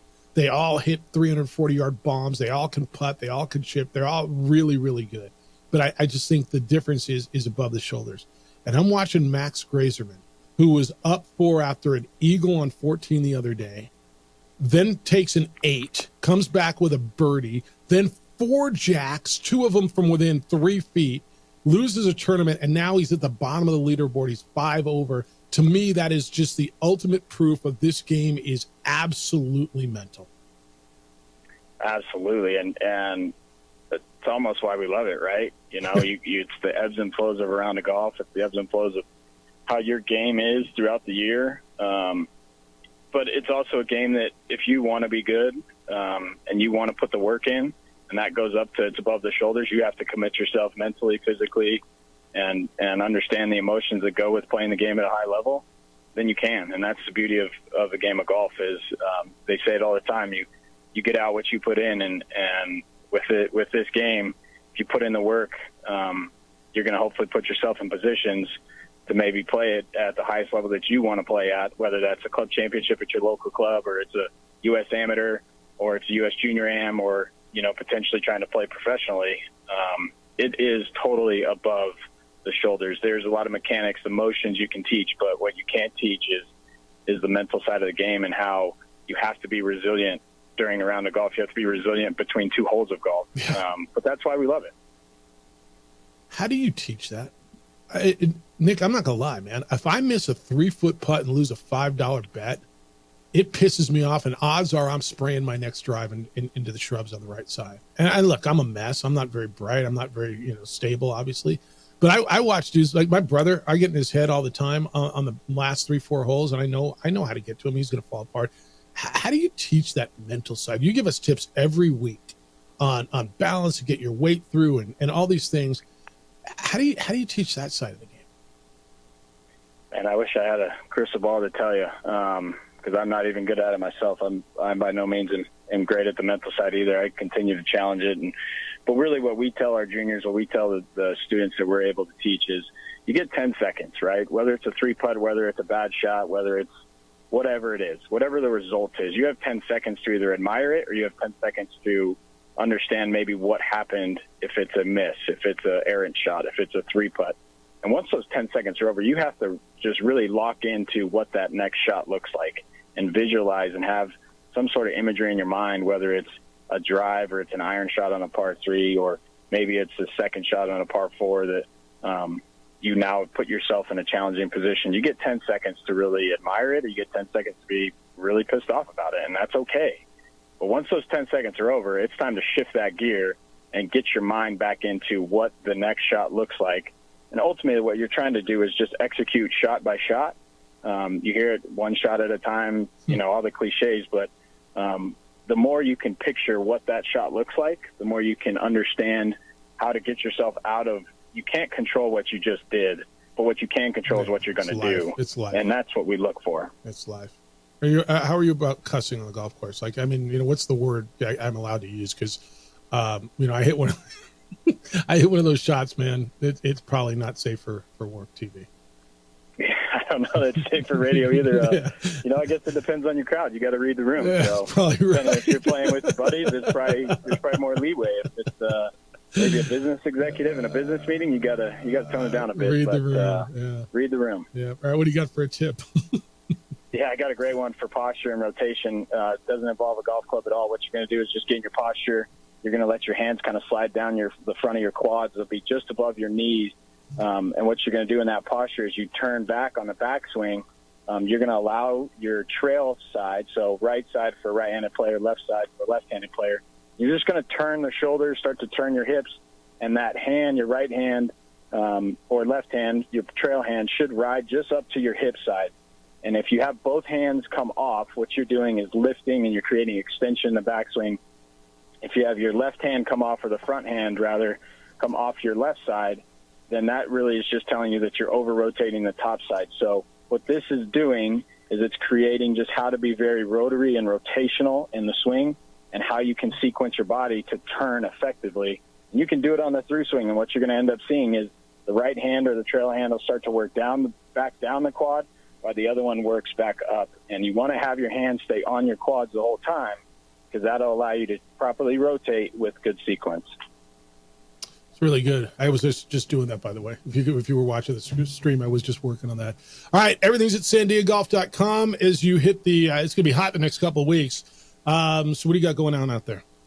Yeah, it's going to be hot, but as we turn the page to middle of August and great temperatures are on the way here in Albuquerque, come see us at San Diego Golf Club. We just finalized our holiday menu. I know it's crazy to talk about with it being 100 degrees, but if your business, if you're looking at potentially hosting a holiday party, please consider the event center at San Diego Golf Club. New menu just came out from our executive chef, Rudy Purcella, and Ernie Blackstone, our food and beverage manager. It's fantastic. Our staff will be of service to you at the highest level and extraordinary experience for your business or any holiday parties. So check us out at sandiegogolf.com. You can send us an inquiry there. I'm happy to get the menu to any of those looking to host because those are right around the corner. But come see us play some golf, eat some food, enjoy the beautiful weather that we do get this time of year, and we got great golf coming up on the horizon. Lovely conversation. Appreciate you. Catch you next week, man. Have a great weekend. You all as well. Appreciate the time. He is Nick Nee, the director of golf at the San Diego Golf Club. The mental game changer. You and me go out. I mean, it's just easy to get lost in your mind. Right? You hit the one and you're like, what am I doing? And then you're just lost in your own head. It's the opening drive on 95.9 FM and AM 610, the Sports Animal.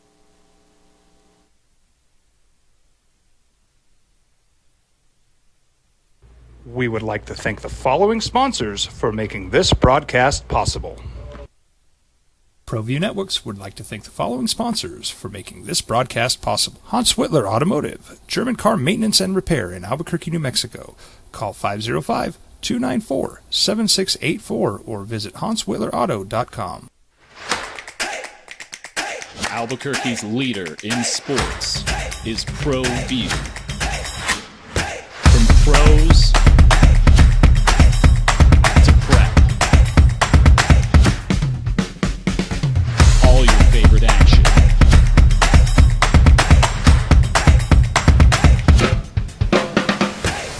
All your favorite talk shows.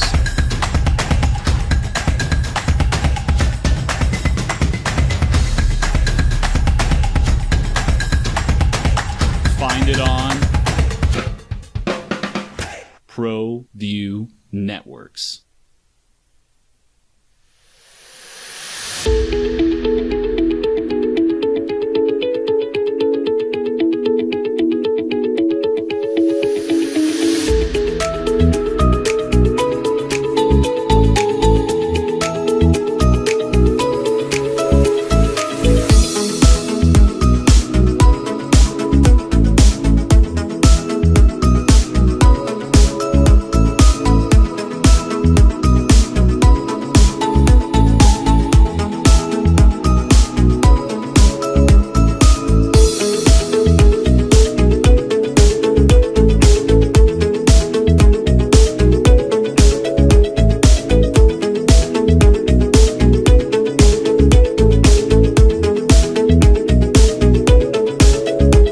Hi, I'm Steve Stucker here for Dr. Robert Melendez and the Juliet Eye Institute. You may remember me like this, but no more. The glasses are gone. I tossed them months ago because of a brand new procedure from Dr. Melendez known as RLE, Refractive Lens Exchange. The latest technology, the best eyesight I've ever had in my life, and you can check it out by clicking on the link in the description right here.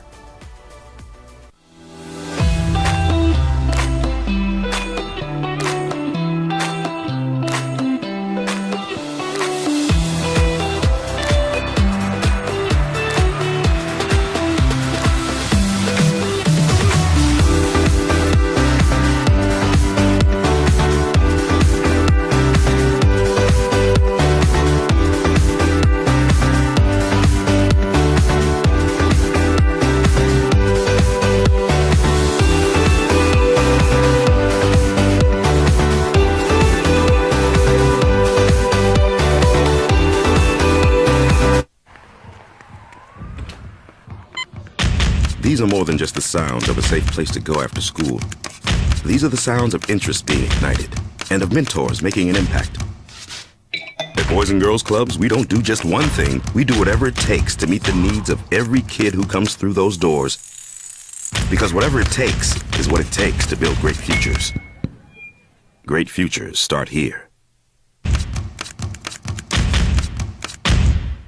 We would like to thank the following sponsors for making this broadcast possible. Everguard Roofing and Solar. For nearly 20 years, Everguard Roofing and Solar has been working with New Mexicans to enhance their homes and businesses. For all your roofing and solar needs in New Mexico, call 505-821-9543.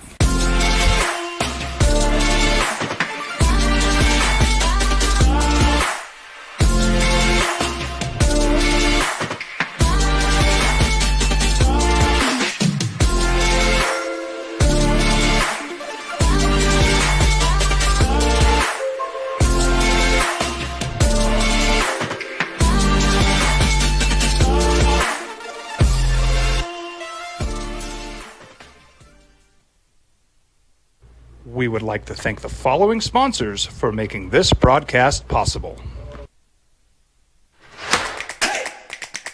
Albuquerque's leader in sports is ProView. From pros to prep, all your favorite action.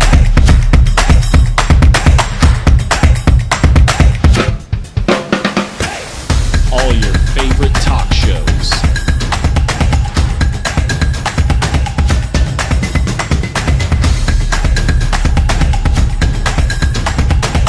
Find it on ProView Networks. If you're drunk, blasted, intoxicated, ripped, plastered, taint, destroyed, bruh. If you're like this, you shouldn't be driving. I was born in New Mexico. I grew up on these streets. I got in trouble here, and I fought my way back in boot camp. I love New Mexico, especially the people. Now I'm using my training, tenacity, and energy to fight for you. I'm Adam Oki, lawyer, fighter, and New Mexican. I was a local athlete here in New Mexico, so I'm proud to support your local athletes.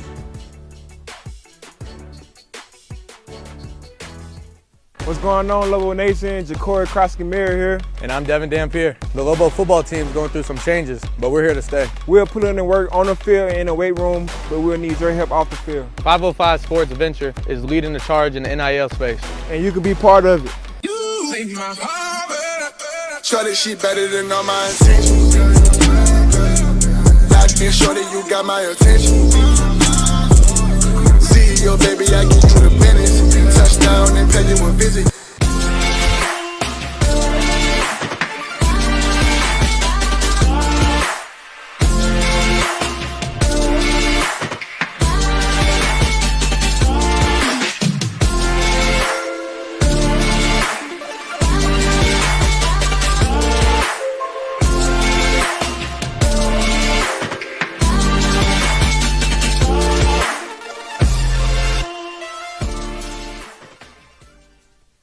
Teenagers love a party, especially during prom and graduation season.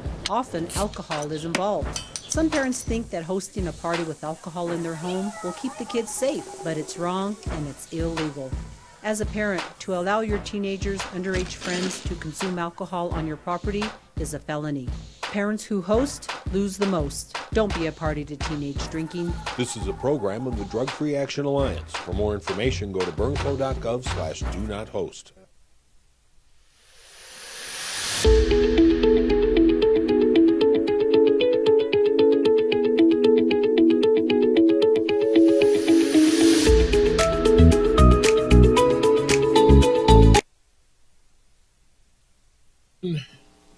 With Nick every week. Do that for about another month or so. It's the opening drive. Jeff Symbieta and JJ Buck. We talked Lobo football earlier. Rod is in. He said the running back room was deep last year too, Jefferson. Remember now departed Christian Washington. When you were in Vegas in July, we heard he was possibly Lobo football's second best player behind Cody Hopkins. Yeah, look, I'm not telling you they're great. They're saying they're deep. And by the way, they were deep last year. Bill came out of nowhere. So they were. Terry, good morning. You're on the Sports Animal. Hello, Terry. Oh, good Friday, Jeff. What's good happening? Friday, JJ. Thoughts and hugs to Austin, Addie, and all family members. Safe travels when you head up north in the next couple of days. Thanks. And get her all situated. Hope it all goes well. Thank you. When I texted in, I guess they didn't like it. I thought Matt Kuchar should do a Domino's commercial since they have all that about tips, but that I digress on that. So the old FedEx Cup. So I don't know, 5-10 years ago, back then they would do points through all the tournaments, and if you were top 5 and you won the very last tournament, you were guaranteed you would win it all. And then there was this somewhat known person, Tiger, who wasn't in the top 5, was wherever, and he won the last tournament.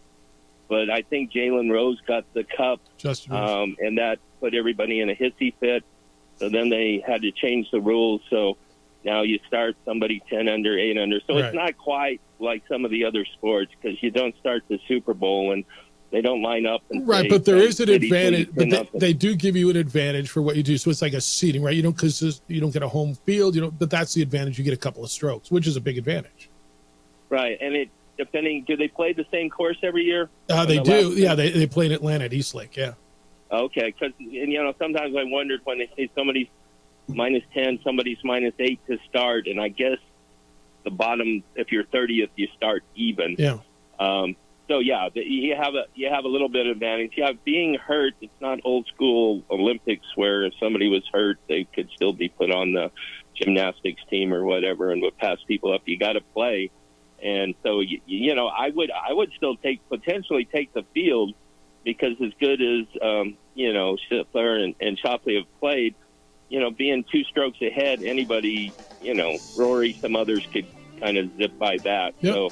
It'll be a fun run, but yeah, the guy, I don't know what he gets, but yeah, he'll finish last this week, but he'll still get a nice chunk of change for doing it, just for making that tournament and all that. So it is something, and it moves on, and it's fun to watch, and they'll get it done before college football and all that. So you guys have a great weekend. Right, Safe travels, Jeff. Be well. Okay, take care. See you. When we come back, let's talk a little baseball. Guy spent 16 years hitting balls in the big leagues.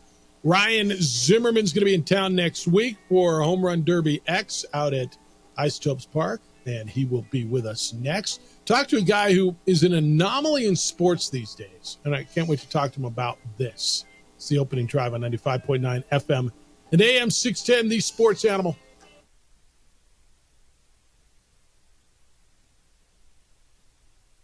We would like to thank the following sponsors for making this broadcast possible.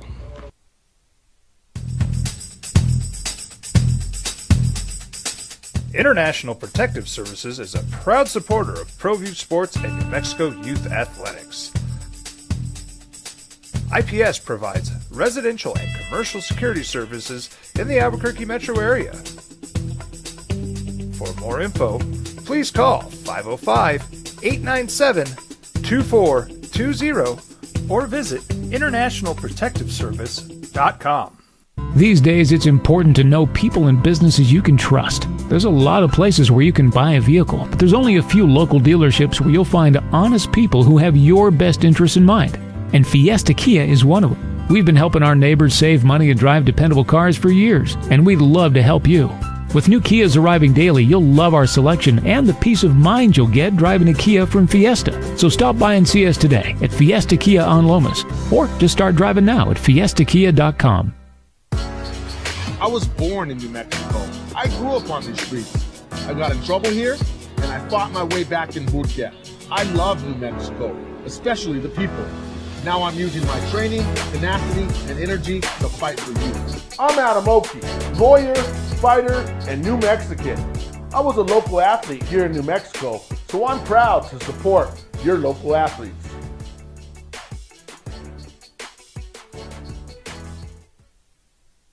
We would like to thank the following sponsors for making this broadcast possible. Hi, I'm Steve Stucker here for Dr. Robert Melendez and the Juliet Eye Institute. You may remember me like this, but no more. The glasses are gone. I tossed them months ago because of a brand new procedure from Dr. Melendez known as RLE, Refractive Lens Exchange. The latest technology, the best eyesight I've ever had in my life, and you can check it out by clicking on the link in the description right here.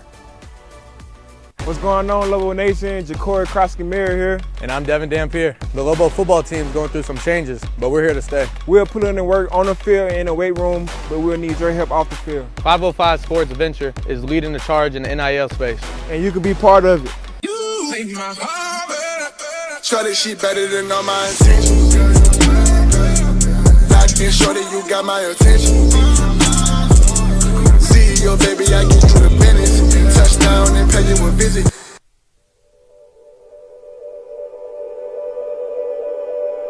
We aren't all born with the same opportunities. But it's the people who care that change everything. Get ready, Spout, get ready. My coach, my teacher, my older sister. Not that proud of us. Now, voted the best sports show in New Mexico for 5 years running. It's the OD in the AM with 3-time New Mexico Sportscaster of the Year, Jeff Symbieta and JJ Buck. 1 week from today out at Isotopes Park, balls will be flying out of the yard. White balls, orange balls. I think those are the only two colors because they don't use scuffed up balls anymore. Once it hits the dirt, you can't use them anymore. Home Run Derby X coming to the Burque out at Isotopes Park. Highlighted or headlined by Major League legends Manny Ramirez, Ian Desmond, Johnny Gomes, and Mr. National, Ryan Zimmerman. It's the opening drive. Jeff Symbieta, JJ Buck. And if you dig the long ball, and we've determined this week you don't have to be a chick to dig the long ball. Dudes dig the long ball too. Everybody digs the long ball. Then you're going to dig Home Run Derby X. And one of the guys who's competing in it has been doing the tour. He is Mr. National. He spent 16 years in the big leagues. He's a 2-time Silver Slugger, World Series champion, and had his number retired by the Nationals. Ryan Zimmerman joins us this morning on the opening drive. Good morning, Ryan. How you living? I'm good. How you guys doing? Life's good, man. You've been doing this media tour now for probably the last 3-4 weeks. So as you wind it down, have you had time to go out and swing the bat? Are you ready for this? How do you warm up? How do you get ready just to hit balls out of the yard? Yeah, I think Ian Desmond has done one of these, and I kind of asked him what to do, and he said just make sure you hit a few times before you come out there. Not so much that you forget how to hit, but you want to be able to make it and swing as hard as you can for those 3-4 minutes, whatever it is. So I've been hitting a little bit, but I'm looking forward to it, man. It's going to be a lot of fun. Obviously, a really cool city and cool ballpark to do it in. Some good players, and I'm just excited to be a part of it. Yeah, you'll enjoy it. Everybody's talking about hitting the ball. There's the defensive aspect to this Home Run Derby act. Have you guys? Everybody talks about hitting. When was the last time you caught fly balls or ran around and had to chase one down? I actually do. So I'm still doing like 50 or 60 days with the Nats. So I go in, I don't know, like 6 days a month, and I do stuff with the players and do some front office stuff. But I'll go out during BP and talk with the guys and run around a little bit. So maybe I have an advantage there. Maybe I've been practicing without even knowing it. So I'm ready to catch some balls too. Yeah, I wonder how much those guys have done. He's Ryan Zimmerman. He's going to be in town next week. He's with us on the Sports Animal. Well, Ryan, when you look at your career of hitting home runs over the fence, do you remember your first big league home run and what that moment was like for you? Yeah, pretty awesome. It's funny. Growing up and even in college, I didn't hit many home runs.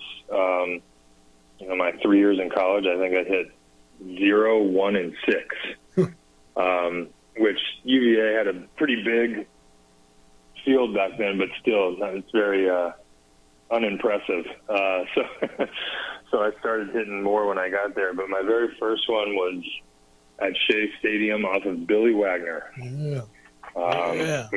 That's a good pretty one. cool guy. Yeah, pretty that's cool a good guy one. to get your first one off of. Yeah.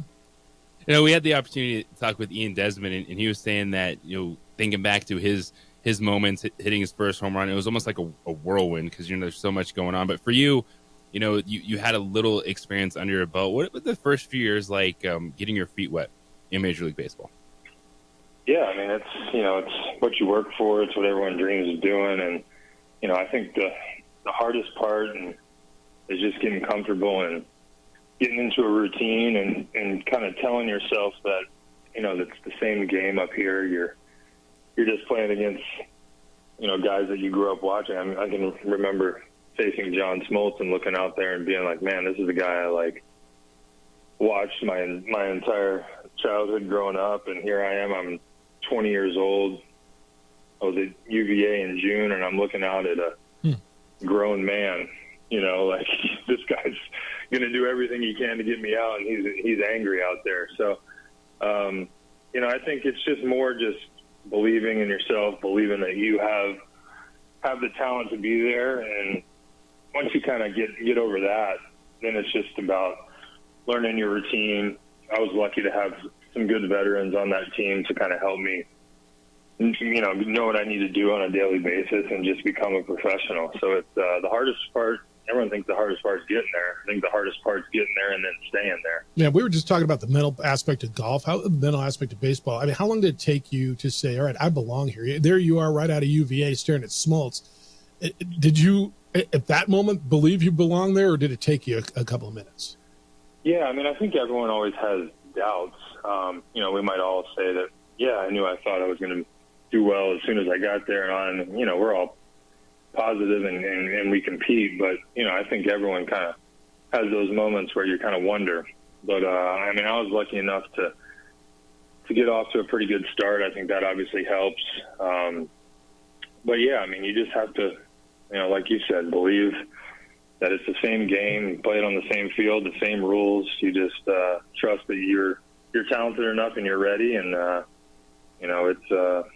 it's a heck of a place to play, man. It's so much fun. Yeah, Ryan Zimmerman is with us. He spent 16 years in the big leagues. And, Ryan, you're a bit of an anomaly. My favorite player, or one of my favorite players of all time, is Tony Gwynn. And you and him are really a rare breed. Spent your whole major league career with one club. And there's similarities, right? Tony went to San Diego State and played with the Padres, you at UVA, and the Nationals are relatively close to where that is.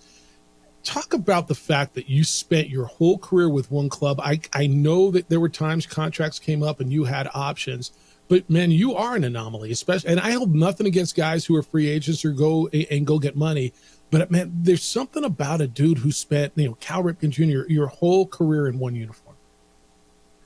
Yeah, it's like you said, I hold nothing against guys that exercise their rights of free agency as well and try and go and capitalize and get as much as you can. That's part of the game too. But for me, it was more. I was comfortable where I was. I grew up in Virginia Beach, which is like 4.5 hours south of DC, and went to UVA, which is basically 2.5 hours away from DC. So, I had a bunch of my friends that would get jobs, and it was just a fun place for me to play. And the first 5 or 6 years, we lost a lot of games, and you were starting to see, the organization turn, and I kind of, wanted to be there. I've been there through the bad times. I kind of wanted to be there once we got good too. And I think also if you enjoy being somewhere, your family enjoys being somewhere, I think there's a certain monetary value to that. And could I have maybe tried to go out and get some more money somewhere or done something, of course. Or, I could have tried to do that and gotten hurt or something bad could have happened. So I think it's always easy to look back and think about what if. But, my whole kind of decision-making process throughout my career was, am I comfortable? Do I like where I'm at? And then it goes down to, what's the difference between this amount of money and that amount of money? And at the end of the day, it's all a lot of money. So it's just a matter of, what you and your family feel comfortable with. And for me, it was more important to kind of be in the same place and be around the same people for a long time. And I really value kind of loyalty and those sort of characteristics. And, not only obviously did I do that, but the team did that back for me. We did 2 or 3 contracts together. So, very lucky. Like you said, it doesn't happen often, if at all, anymore. And, I'm really proud that I was able to do that. It's so cool. There's an old adage, you don't bleep with happy, right? And obviously you realized you had a good thing going, and Ryan Zimmerman's with us 16 years with the Nationals after being drafted 4th overall in the 2005 draft. Well, Ryan, you mentioned that you wanted to be there when things got good. And then when you get to 2019, you're in the World Series with the Washington Nationals. What was it like Game 6 and Game 7 when you guys win those contests to knock off the Astros and win that World Series title? Yeah, that whole year was such an interesting year, starting 19-31, then getting hot, making that run, winning the wild card game. So it kind of just all made sense that we would be the only team to win all road games to win the World Series. But I remember we went to Houston. We beat Cole and Verlander to go up 2-0, and we're feeling pretty good. And come back to DC and lose all 3 games. we probably should have won one of the games, but the other two games, they really just kind of beat the crap out of us. So, I think after that game 5, we all came back into the clubhouse, and I think kind of the message was, hey, on June whatever, when we were 19-31, if we would have told each other that all we had to do was win 2 games in a row to win the World Series, and oh, by the way, we have Max Scherzer and Steven Strasburg lined up to pitch. I think we all would have taken that. So it was kind of like, let's forget about these 3 games. Let's get on the plane. Let's go. Let's have a fun off day in Houston and get ready to win 2 games. And obviously the rest is history. How good was Steven Strasburg? He retired earlier this year, and the injuries obviously shortened his career. But coming out of San Diego State, he was as big a pitching prospect as there's been probably since Paul Skeens, right? And how good was he? You played straight there with him. Yeah, I feel bad for Steven, because I think Steven's a very quiet guy. Didn't do much with the media. And the only reason I say that is because I don't think a lot of people really knew how good he was, because he wasn't going to say it. He's one of the most humble guys you'll ever meet. Obviously, injuries, like a lot of people, kind of derail people's careers. And I've said it a ton around here, I think we need to focus on when he was healthy and what he did when he pitched. I had the pleasure to play with him and Bryce Harper, probably 2 of the most hyped prospects, ever, of all time, you could argue. Yeah. And I'm not saying a lot of those prospects don't pan out, but there's a good amount of those prospects that get to the big leagues, and they might be decent big leaguers and play in the big leagues, but they don't end up being the next coming or whatever they're supposed to be. And I can honestly say both of those guys changed the course of Washington Nationals baseball. And, getting back to Steven, that postseason run that he had in 19 was unbelievable. And it just shows you the true dominance of when he was healthy and pitching, how good he was. There's a really good article by Barry Sferloga in the Washington Post that actually breaks down, what his numbers were when he was healthy. And, I know everyone says, well, when everyone's healthy, they're always good. But I like to look at that and show people that, just so he can get the credit that he deserves for how dominant he was. And, obviously you said Paul Skeens, and he's early in his career, but it's fun to watch him go out there and basically do what Steven kind of did. It's good for the game. It's good for baseball. And, I'm excited to watch him pitch the same way I was to watch Steven pitch early in his career. Yeah. All right. We're looking forward to having you get out to Albuquerque. It's next Friday. This is a great conversation. I hope you enjoyed it as well. We really did. Ryan Zimmerman's with us. He's going to be at Isotopes Park along with other legends, Manny Ramirez and Ian Desmond, Johnny Gomes. It's going to be Home Run Derby X. Tickets are on sale at abqisotopes.com. You can get out there. They range from $15 to $30. Just a good time at the Ball Yard next Friday. Ryan, appreciate the conversation. Safe travels out here. Looking forward to seeing you when you're here. No problem, guys. I'm looking forward to getting out there. All right. Be well. Take care. Ryan Zimmerman. That was really good, by the way. You know what I got out of that? A couple things. The don't bleep with happy. He didn't say it that way, but he found a spot, and he is the guy you associated with that. Now, granted, a young organization, but he's Mr. National. His numbers retired. He made a lot of money playing baseball, won a world championship, was the 4th overall pick, found a place that he liked, and just said, you know what, this is where I want to be. And the other thing, he said something I ask all the time, because I'll never know, and he does. What's the difference between this amount of money and that amount of money? Right? And I don't know the answer. Like I'll never know the answer. But he's the one who said it, not you and me, dude. And I don't know, man. You look at some of the money he made. Yeah, he made a bunch of money, but he found a place that he likes. That was impressive to me. It's looking back at the careers, like we've had, 2 World Series champions on this week? Yeah. Johnny Gomes, Ryan Zimmerman, and then just seeing what Ian Desmond being a Silver Slugger. Like, these are guys that had incredible careers and shared some great stories with us. Yeah, that was really good. All right, 505-246-0610. You can come on in. Anything you heard there? I had one question I wanted to ask you, but we'll hit him another time. 16 years all with one team. There's just doesn't happen a lot. Then again, I got nothing against dudes who have free agency and they go somewhere and they go do their thing. But there's something really cool about that. All right, it's the opening drive. Jeff Symbiota, JJ Buck on 95.9 FM and AM 670 Sports Animal.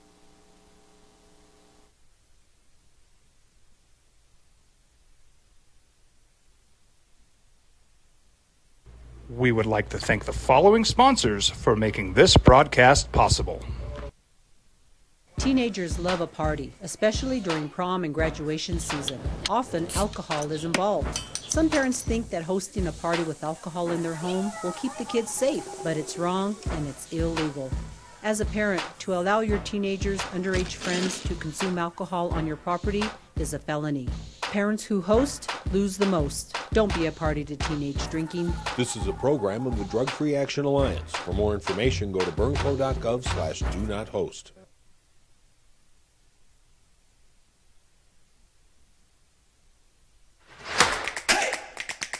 Albuquerque's leader in sports is Pro View. From pros to prep, all your favorite action.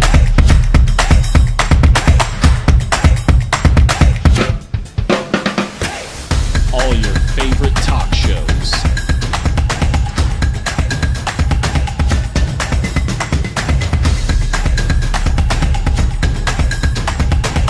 Find it on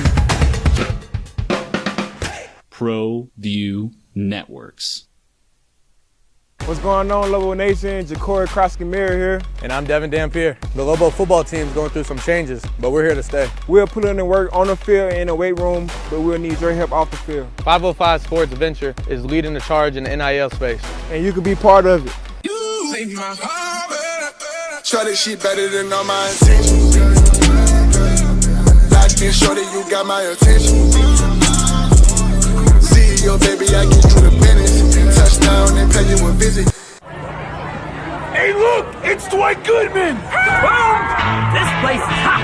Let's see if anyone needs my help. How about I drive you madman home, huh? I got this, Dwight. I'm the designated driver. Boom. Sweet.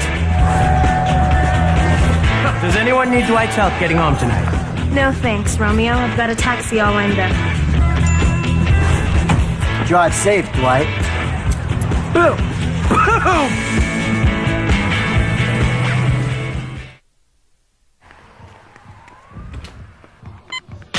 These are more than just the sounds of a safe place to go after school.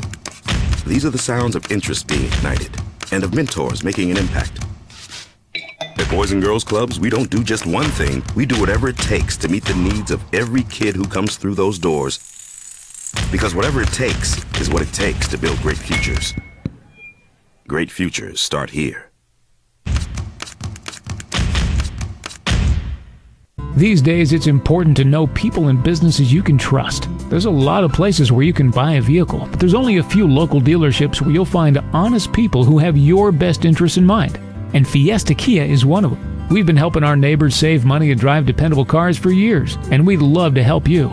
With new Kias arriving daily, you'll love our selection and the peace of mind you'll get driving a Kia from Fiesta. So stop by and see us today at Fiesta Kia on Lomas, or just start driving now at fiestakia.com.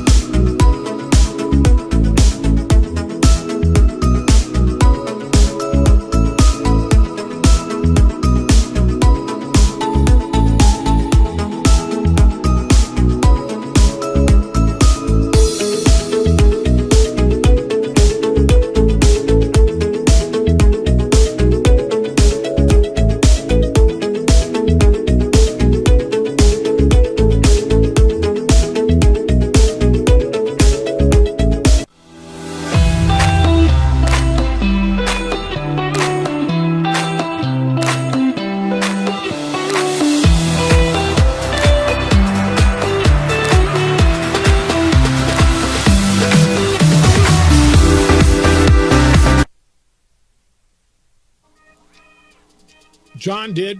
Jeff, what a freaking stud Zimmerman is. Great player, no doubt. Awesome interview, guys. Thanks. It's from John in the Duke City. Got another one.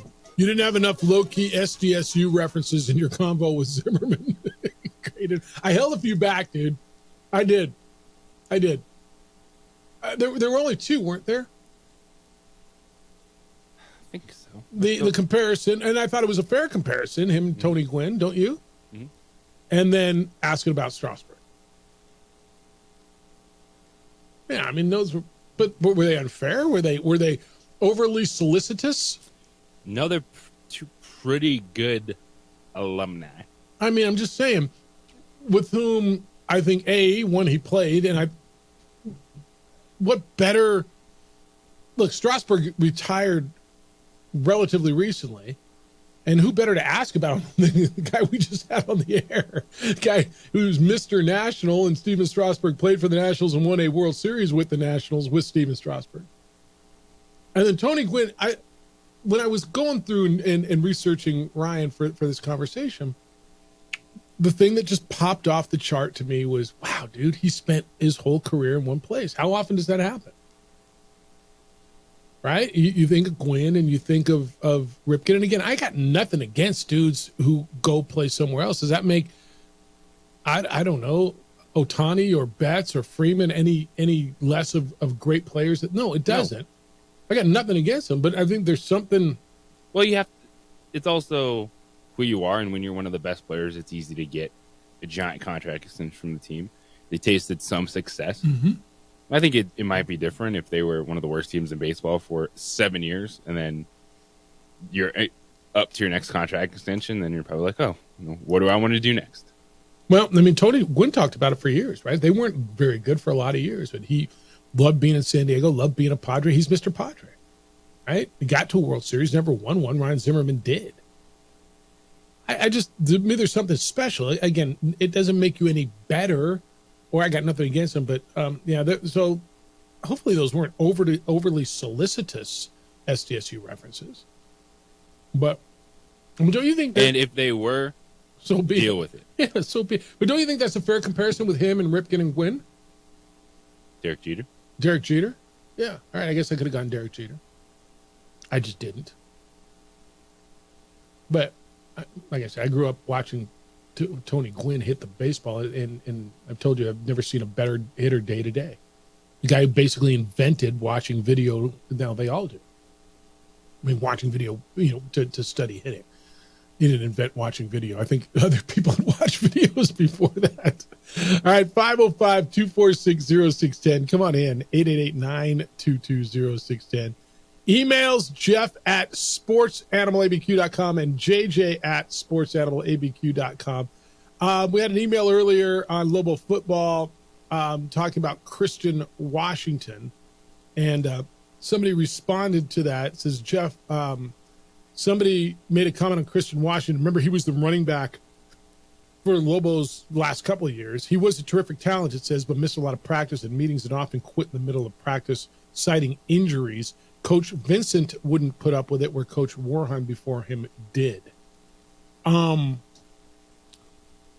Remember last year at the beginning, when Bill kind of took over, Christian Washington had a game, one of the first two games, and then he disappeared from the depth chart. Remember that? And the coaches were just saying, guys who practice the best are going to play. Basically, you got to earn your time. And the underlying theme was, dude's not getting it done in practice. It's an attitude thing, whatever. So, yeah. Look, man, whatever guy you're talking about now may not be the guy you're talking about in 3 weeks when it comes to Lobo football, because we just don't know. But does that make that any less valid last year? Christian Washington, going to last season, was one of those guys who had the biggest hype, the biggest upside, one of the guys that you'd seen because his freshman season, there were flashes of electricity, right? Even in that 2-win year when he was a freshman, he was the one guy, or one of the few guys who were going, oh, that dude right there, right? Yes. So it didn't pan out. Somebody else did.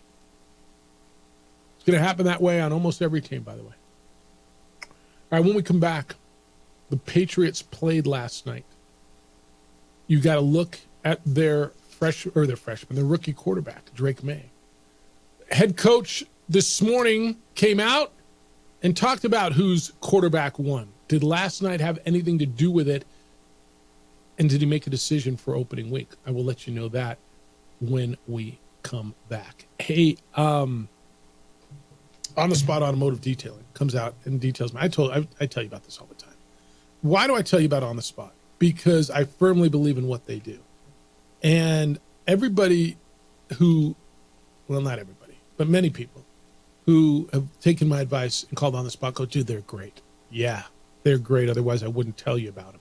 On the Spot Automotive Detailing has been voted best in the city because they're best in the city. They come and detail your vehicle. They come to wherever it is you are. I don't know where their office is. I've been told this in Rio Ranch. I don't know. They know where my office is. They come out and detail my vehicle. They'll do this for you too. It's not just for me, man. They'll do it for you too. That's what they do. Detailing, inside, outside, under the hoods, all those little crevices in your vehicle that you don't get to. Remember when you took it off the lot the day you bought it, how clean it was, how nice it was? That's what they do. It looks and feels and smells brand new. This is what the auto dealers do, detail vehicles.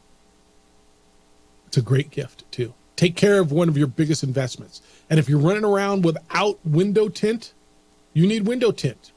On the Spot Automotive Detailing is a certified 3M dealer. They have the best product on the market. They also have ceramic tint, which blocks 99% of UV and infrared rays. What it all means to you is your car looks cool. Well, it depends on who you are. Maybe it's more important, maybe it's not, but it feels cool also. On the Spot Automotive Detailing is a professional tint you need. Take care of yourself. Take care of your vehicle. It's otsdetailing.com. It's all right there. otsdetailing.com. Or you're going to call them. Book there. 505-859-2859. 505-859-2859.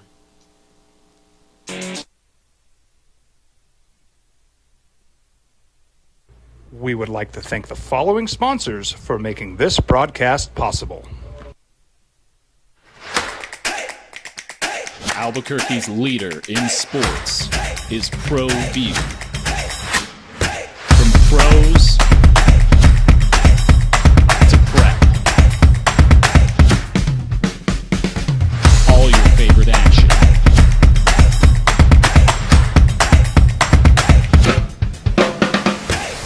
All your favorite talk shows.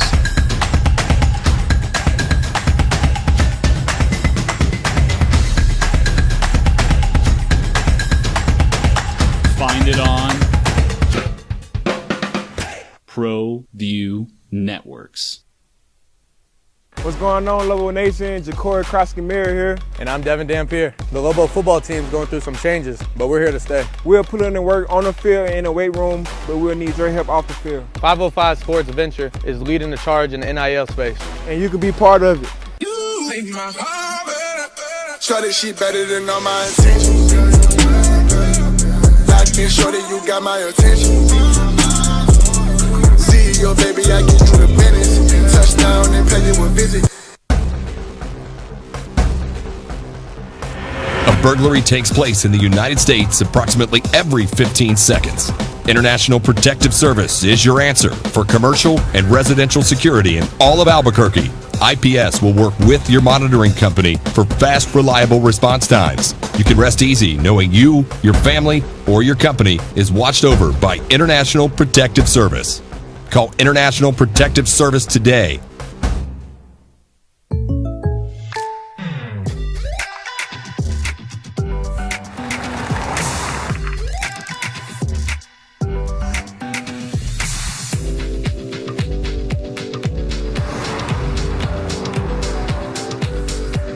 For your surprisingly great rates, contact your local State Farm agent today. If you want the real deal, call State Farm agent Marty Size in Albuquerque today. Like a good neighbor, State Farm is there. Don't sacrifice quality and flavor when you're in a hurry. Golden Pride offers ribs, fried chicken, red and green chili breakfast burritos, and Frontier sweet rolls. 4 great locations, or visit us online at goldenprideabq.com. Golden Pride Barbecue Chicken and Ribs are proud supporters of ProView Sports. If you're drunk, blasted, intoxicated, ripped, plastered, taint, Destroyed, bruh. If you're like this, you shouldn't be driving. Young driver, this one. Hard to get her out. They're going to be the underdogs. Let me just tell you something. New Mexico State opened up the season last night. First of all, how'd they get USC at home? That's a great get for USC, the 23rd ranked team in the country. They're hosting USC and Oregon. I mean, goodness gracious. These, legendary Big Ten programs. Correct. Aggies get a draw 2-2 with the 23rd ranked team in the country. University of Southern California, their junior midfielder, Meredith Scott, scored off a deflective shot with 36 seconds to go. They announced a crowd at the New Mexico State Soccer Complex of 2,234 people last night for women's soccer. Students aren't on campus yet. That's awesome. Right? I don't want this to get lost in the whole scheme of what's going on. I'm telling you, it's the biggest thing in the world. But this is significant. And that's a young program. What are they, about 5 years old down there at New Mexico State women's soccer? No? It's a relatively young program. They get 2,200 plus for a game on a mid-August night to open up, and they get a draw with USC. JJ, we're talking about a top 5 team in the country. The top 5 in the Big Ten and 23rd ranked overall is where they are right now. Yeah, that was my bad typo in the brain. Well, that's I right. was reading the story about it this morning. They're ranked, they were picked 5th in the Big Ten, which is 18 teams, but they're 23rd in the country. SC took the lead, and I just watched the replay of it. Last year's average attendance for New Mexico State women's soccer was 672 people. For just context, that ranks 79th in Division I, and they got 2,200 last night. And that's what's going to happen when you get you get a big program. And I got to believe, coming off of that win, then they'll probably get a pretty nice crowd to play against the Aggies. Don't you think? We'll draw. I mean, to get against the Lobos. Yeah, did I say win? Feels like a win.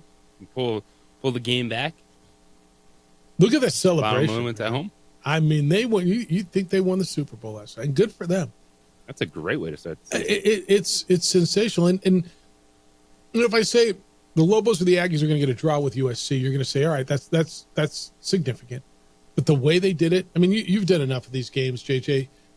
They don't time collegiate soccer the way they do professional soccer. When professional soccer, you count up to 45 minutes and a half, and then you get the hocus pocus time, or as they call extra time, added time. Which one's that? Stoppage time. Stoppage time. Extra time's at the end. Or hocus pocus time, because the referee says, 4 minutes, 7 minutes, 2 minutes. And then the announcers always go, well, I don't know about that. So how long are the halves? They put quarters or halves in college soccer? They play halves. Okay, and they 45 minutes. 45 minutes, and so they count down. They play 90 minutes of soccer. So there was 39 seconds left when Meredith Scott scored. That's a big deal for the Aggies. That's a great way to start their athletic season down at New Mexico State. Yeah. So Mexico State 2009. First year for women. Okay, it seems more recent than that, but that's, I mean, relatively young then. But no, it's a great win for them, man. It's a great win. Great draw. Yeah. Bruce says, "You sure Addie didn't want to stay here and be the new opening drive producer? College is overrated." No, don't do this. He says, and if she does in 3 months, Babalu will steal her just like Cherry Jerry, etc. and DC and everybody else. Yeah, that's probably right. She'd be on our show for maybe 3 months and then be on the Bob Clark show. I think I am going to be next? I'm the only producer that hasn't been stolen. So you're next. No. Because I was producing. Yeah. And then I went over there. Oh, yeah. And now I'm producing it. But you're co-host. You're like when you're producing before your name wasn't in the open, you weren't the co-host. Like you're still a co-host, aren't you? Tell me you are, because I don't want to do the show alone. Please tell me you're a co-host. I don't want to do this by myself. It's getting to the point where I'm wondering if I can ever leave this room. Well, you left, and then they dragged you back in. That's fair. I appreciate people looking out for us, though. I mean, and for you. I feel like that scene in Interstellar with Matthew McConaughey, and then he realized he's in the other dimension. Yeah. He's looking in the room, and he's just like, "No, don't do it." That's what I'm doing to myself right now. All right, Drake May was good last night. Patriots played a exhibition game or a preseason game or whatever, a friendly, whatever you want to call it, against the Eagles. He was good. Drake May, the 3rd overall pick, played basically 4 series over 2 quarters, took 25 snaps. They scored 10 points while he was playing. So is he the starting quarterback? Gerard Mayo is the head coach of his team, the New England Patriots. Quote Gerard Mayo, definitely took a step forward.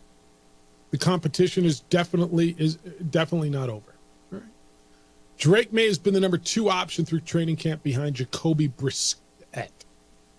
Mayo is the team's most pro-ready quarterback. No, Jacoby Brissett is. Okay, I knew I read that wrong. But the coach has not said anything definitive. He has left open the possibility that Drake May could overtake Brissett if he, quote, lights it up in practice and games. I'm not ready to go overboard on one preseason game, dude. I won't do it. I just won't. But Mayo said stepping up into pressure, I thought he did a better job overall with using his legs and really extending plays. I think the entire offense definitely needs to play and continue to gel, and that's what we're going to do. All kinds of coaches speak about this. I don't know what Terry called earlier. Something happened today. I don't remember what it was. Talking about J.J. McCarthy, the injured Viking quarterback who's going to miss this season, and said it's going to end up being really good for him because he's going to sit out and he's going to learn, and it's kind of like Jordan Love. And I don't know what the right way is anymore, okay? JJ, it used to be you draft a quarterback and he sits for a year, 2 years. Patrick Mahomes didn't start his first year. Patrick Mahomes was drafted and sat a year behind Alex Smith and, quote, unquote, learned the NFL game. Now, I don't think it's good for J.J. McCarthy that he had meniscus repair surgery and he's injured. Yeah, because that's a different learning. You're not 100%. You're going not through practice. You're not getting the reps. So I don't think you can spin that as a good thing. I agree with that. But I don't know what the right way to do it is. You can tell me, well, I mean, look at. There's not Josh, a right way. There's not. It's kind of what the team last requires. year was the ultimate. Not the ultimate. Last year was one, which is like. You got a sample of everything, dude. Last year you had a sample of it all. What I'm trying to discuss is, say, C.J. Stroud versus Bryce Young. Right. That's what I was trying to get in my head. Of one goes in, lights it up, and a team that we had no expectations for, but then all of a sudden we're like, they're 3-win team, dude. Yeah. But was it C.J. Stroud? Was it not? And then you're hoping to catch the same thing, and then Bryce Young goes in, and people are ready to destroy him. And you look at someone like Bryce Young, and then you say to yourself, is Bryce Young better now, even playing bad football for a year, versus if he sat out and did nothing for the Panthers? And I don't know the answer. And that's what we're looking at with New England, because they are a team, they haven't had good skill players in a while. But you invest a 3rd overall pick in a quarterback, too, because you believe he can make players a little bit better, even early on, with that skill. And so that's the question for the Patriots is this a complete rebuild across the board? They just traded one of their best pass rushers to 32. They didn't want to pay him. Yep. Is it get the snaps, just get it in and get going, or can you break him? Like, is Bryce Young already broken because he had such a bad year and there's no trust in him? Now it's a new coaching staff, which gives him, I think, a little bit of an opportunity to get another spark, Bryce Young in Carolina. But what I do appreciate about Jerod Mayo is he's kind of, I think, going over the top to downplay it for Drake May, to kind of lower those expectations, keep it off him, understanding that it's a rough year just because there's not a lot right now. So you can start this kid and throw him into a bad situation. That's why there's part of me that looks at, man, maybe it would be best for him to sit because he's going to go out there and he's in a more, and I'll give you this, he's more in a Bryce Young situation than he is in a C.J. Stroud situation. C.J. Stroud had Tank Dell and Nico Collins and a good running game, and we didn't know that. No, I agree with you. The only thing we knew is Nico Collins. I agree. And there's Dalton Schultz, who's a veteran tight end. Yep. I'm going to go a step further. I think we got a sample of everything last year to prove your point that there is no right way. You said Stroud and Bryce Young. Well, I'll give you everything in the middle. Anthony Richardson, they threw out of here. He got hurt, so we don't know. Will Levis was a second-round guy. Well, we're going to sit him until we're going to play him, right? We had that. And then we had the example of a guy who sat for 3 years, and Jordan Love sat behind Aaron Rodgers and watched him settle into a guy that just got $55 million a year basically on a 7-game sample size because he won a playoff game. So your answer is right. I think it's situational, and situational to me means situational to the environment in which he's entering, right? What's the team? What's around him? And B, who's the dude? How ready? I think teams now say, if I'm using a 1 or a 2 or even a 3 on him, I got to sit him, right? I'm sorry, I got to play him. Wow, we spent that. We got to play him right away. And I don't know that that's necessarily right. And you can make a real argument that Bryce Young would have benefited from sitting behind, who was the veteran in there last year? Andy Dalton, which is kind of like. Well, the benefit for him would be what? Whatever the benefit is, sitting around, learning the game, getting the reps, practicing, not getting your ass kicked. Because I think there's something to the getting your ass kicked, what it does to your confidence. Okay? Bryce Young looked like a rattled quarterback by the middle to the end of last season. Do you disagree with that? He didn't look confident to me. Meanwhile, C.J. Stroud was out there gaining confidence and getting better. And let's go back to the golf conversation. I think any game, there's a huge mental aspect to it, right? You got to believe you're going to go out there and win. You can say all the right things. But my feeling is, and I could be way wrong on this, I don't think I am, that Bryce Young got out there and lost confidence instead of gained it, and C.J. Stroud was gaining it, hence getting better as time went on. Yes, but I also think that's just, I don't think Bryce Young's that dude. He might not be. I think C.J. Stroud's that dude. If you'd have flipped the situations, would Carolina been a playoff team last year? No. I don't think so either. Would Houston been a playoff team? But I don't think we'd be sitting Houston here. have been one? No. Okay, that's fair then. Then I hear what you're saying. And you very well may be right, and I would lean towards what you feel. C.J. Stroud did something that it's like once in every 10 years someone comes in and plays like that. And just turns a franchise around in year one. They were a 3-win franchise that went in and won a division. Yeah. So, again, it's situational. Who is the individual and what is the situation to which the individual is entering? So I don't know what the right answer is. And so when you go to Drake May, it feels more like a Carolina situation to me. Although, look, who the hell knows? Because we sat here last year, and one of the givens was Houston was not going to be good, and they were pretty damn good. They were. And I think that's part of why you take that chance of starting these guys right away. Yeah. To say, what if we have that guy? What if we have a guy that changes everything? Especially when he's the top 3 pick, right? And when you put that into it. All right, we'll wrap you up when we come back. We still have time for you. 505-246-0610. No, we have not hoed. Says Gopher. We will. We haven't hoed. Why can't I get messages for crying out loud? It's the opening drive. Jeff Symbiota, JJ Buck on 95.9 FM and AM 610, the Sports Animal.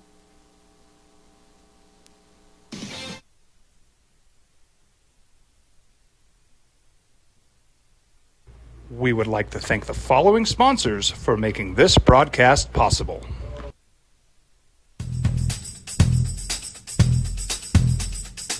International Protective Services is a proud supporter of ProView Sports and New Mexico Youth Athletics.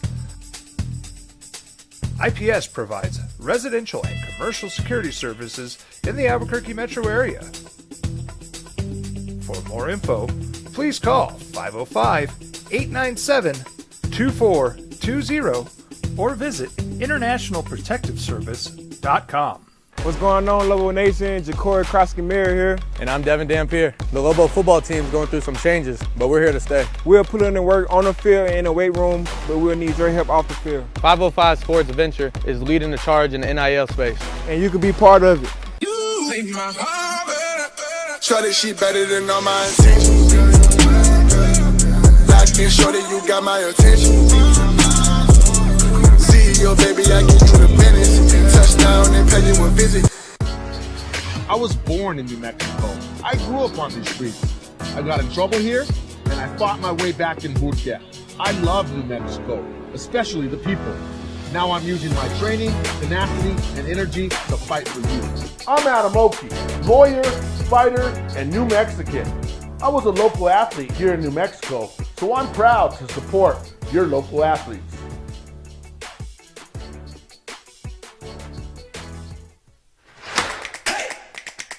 Albuquerque's leader in sports is ProView.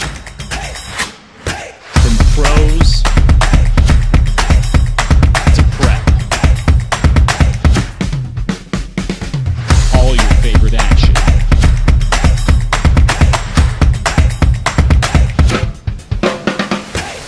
All your favorite talk shows.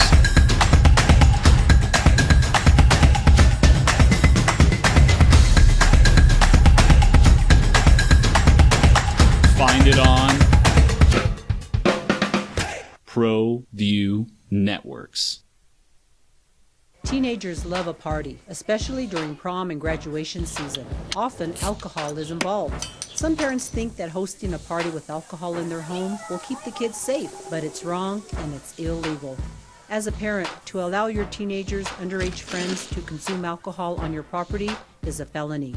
Parents who host lose the most. Don't be a party to teenage drinking. This is a program of the Drug Free Action Alliance. For more information, go to burnco.gov/do-not-host. Hey, look! It's Dwight Goodman! Boom! This place is hot. Let's see if anyone needs my help. How about I drive you madman home, huh? I got this, Dwight. I'm the designated driver. Boom. Sweet. Does anyone need Dwight's help getting home tonight? No thanks, Romeo. I've got a taxi all lined up. Drive safe, Dwight. Boom! Boom!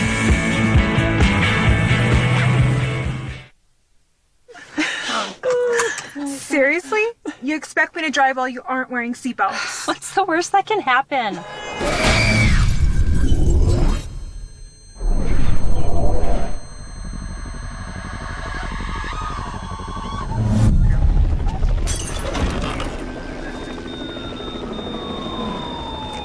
Seriously?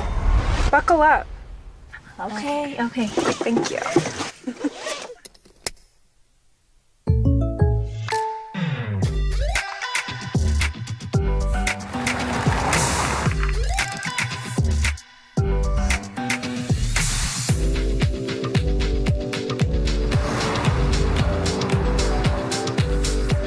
For your surprisingly great rates, contact your local State Farm agent today. If you want the real deal, call State Farm agent Marty Size in Albuquerque today. Like a good neighbor, State Farm is there. For your business or your home, Valley Fence stands alone. We're number one in New Mexico for a reason. It's the best fence you can own. Proudly serving New Mexico for over 50 years. At Valley Fence.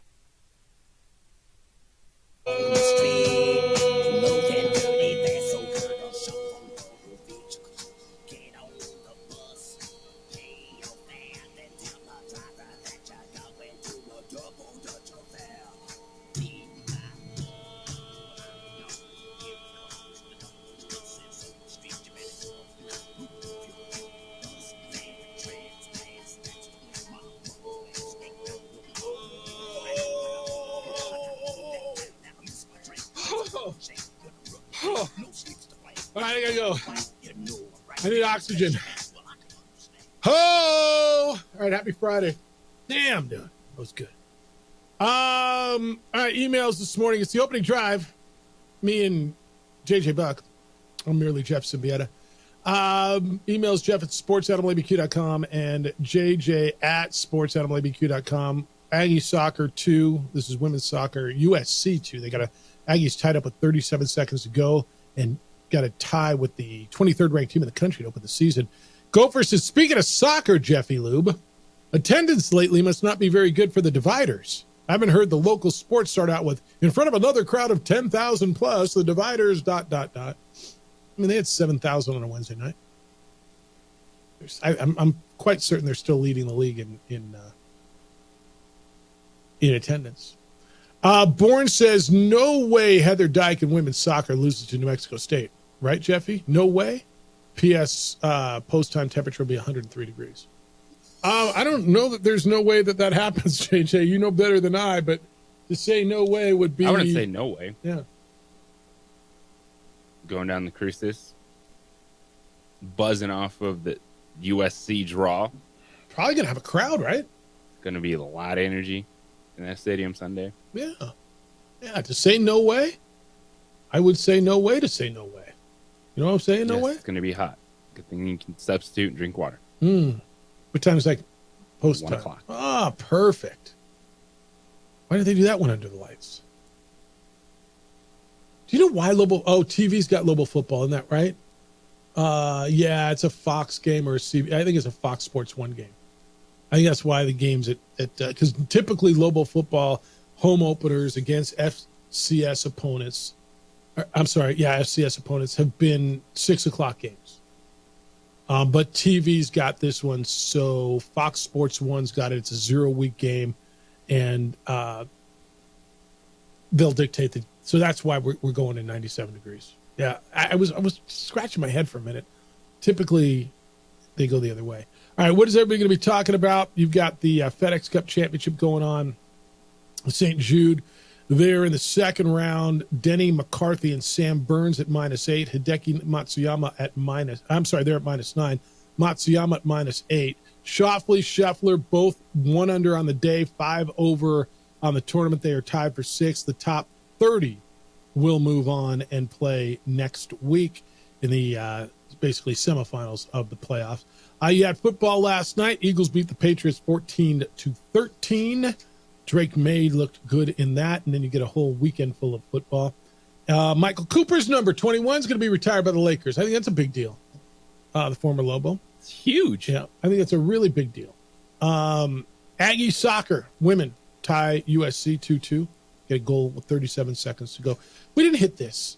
Have you seen the baseball conversation? I don't know that it's at proposal level yet, where Major League Baseball is weighing a 6-inning requirement for starting pitchers. Now, there would be 3 ways around it, right? You don't have to leave your guy out there to get hammered or if he blows out his arm. If he throws 100 pitches or more, you can get him out. If he gives up 4 more earned runs, you can get him out. Or if he gets injured, and if he gets injured, he would be required to go on the injured list to avoid manipulation around that. I've talked a lot about, I don't understand why pitchers, he went 4 innings. That's really good. And there's bullpen games now, and the game has changed a lot. And so Major League Baseball is trying to put an emphasis back on starting pitchers. JJ, this feels really, really aggressive to me. I believe it was Ian Desmond, right? It was Ian Desmond that said, slow down. Yeah, I think that's right. With all the new rules. Let it breathe for a little bit. Yeah, Baseball is doing too much too soon. That's interesting. I am a proponent of leagues, teams, whatever it may be, being proactive, and they were. And they implemented a pitch clock. You see some of the reliever rules. You can't just run, 4 straight pitches in there an inning because you want to go left, right. There's the 3 batter minimum, which I'm okay with. I despise this. Like, to sit there and you have to go 6 innings. Like, that is then dictating way more than any team would want. I think I agree with you. And it's some of that, too, is it's like not in the NFL kind of dabbling. Like, you can't kick an onside kick until there's X amount of time. What do you think of that stuff? What do you think of the proposal that once you pull out your starting pitcher, you lose the designated hitter? No. You're just changing the game too much. Yeah, I tend to agree, man. You've made enough changes.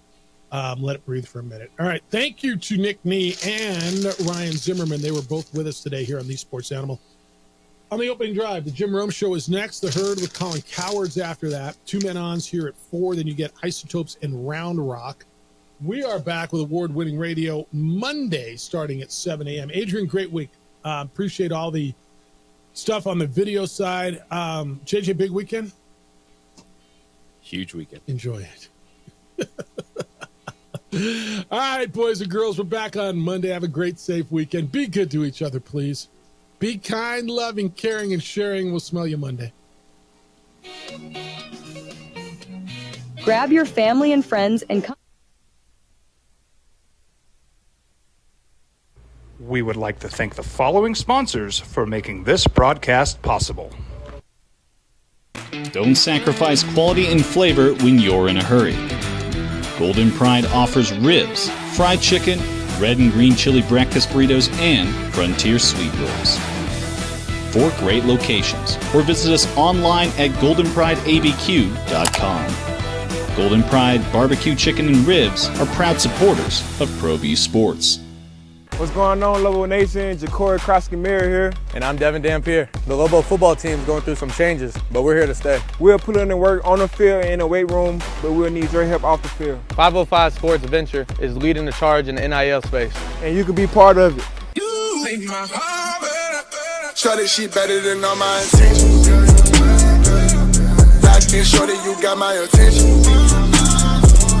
CEO, baby, I get you the business. Touchdown and pay you a visit.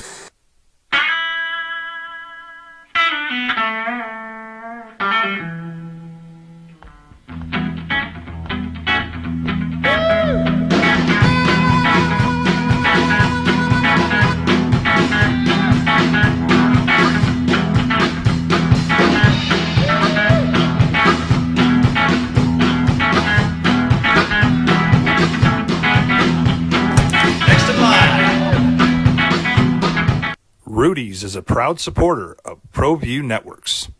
Teenagers love a party, especially during prom and graduation season. Often, alcohol is involved. Some parents think that hosting a party with alcohol in their home will keep the kids safe, but it's wrong and it's illegal. As a parent, to allow your teenagers' underage friends to consume alcohol on your property is a felony. Parents who host lose the most. Don't be a party to teenage drinking. This is a program of the Drug Free Action Alliance. For more information, go to burnco.gov/do-not-host.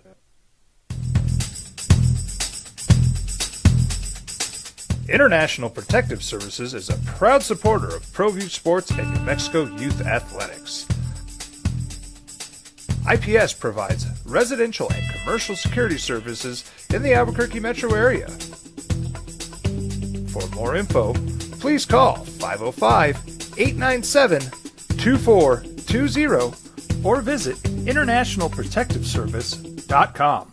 Hi, I'm Steve Stucker here for Dr. Robert Melendez and the Juliet Eye Institute. You may remember me like this, but no more. The glasses are gone. I tossed them months ago because of a brand new procedure from Dr. Melendez known as RLE, Refractive Lens Exchange. The latest technology, the best eyesight I've ever had in my life, and you can check it out by clicking on the link in the description right here.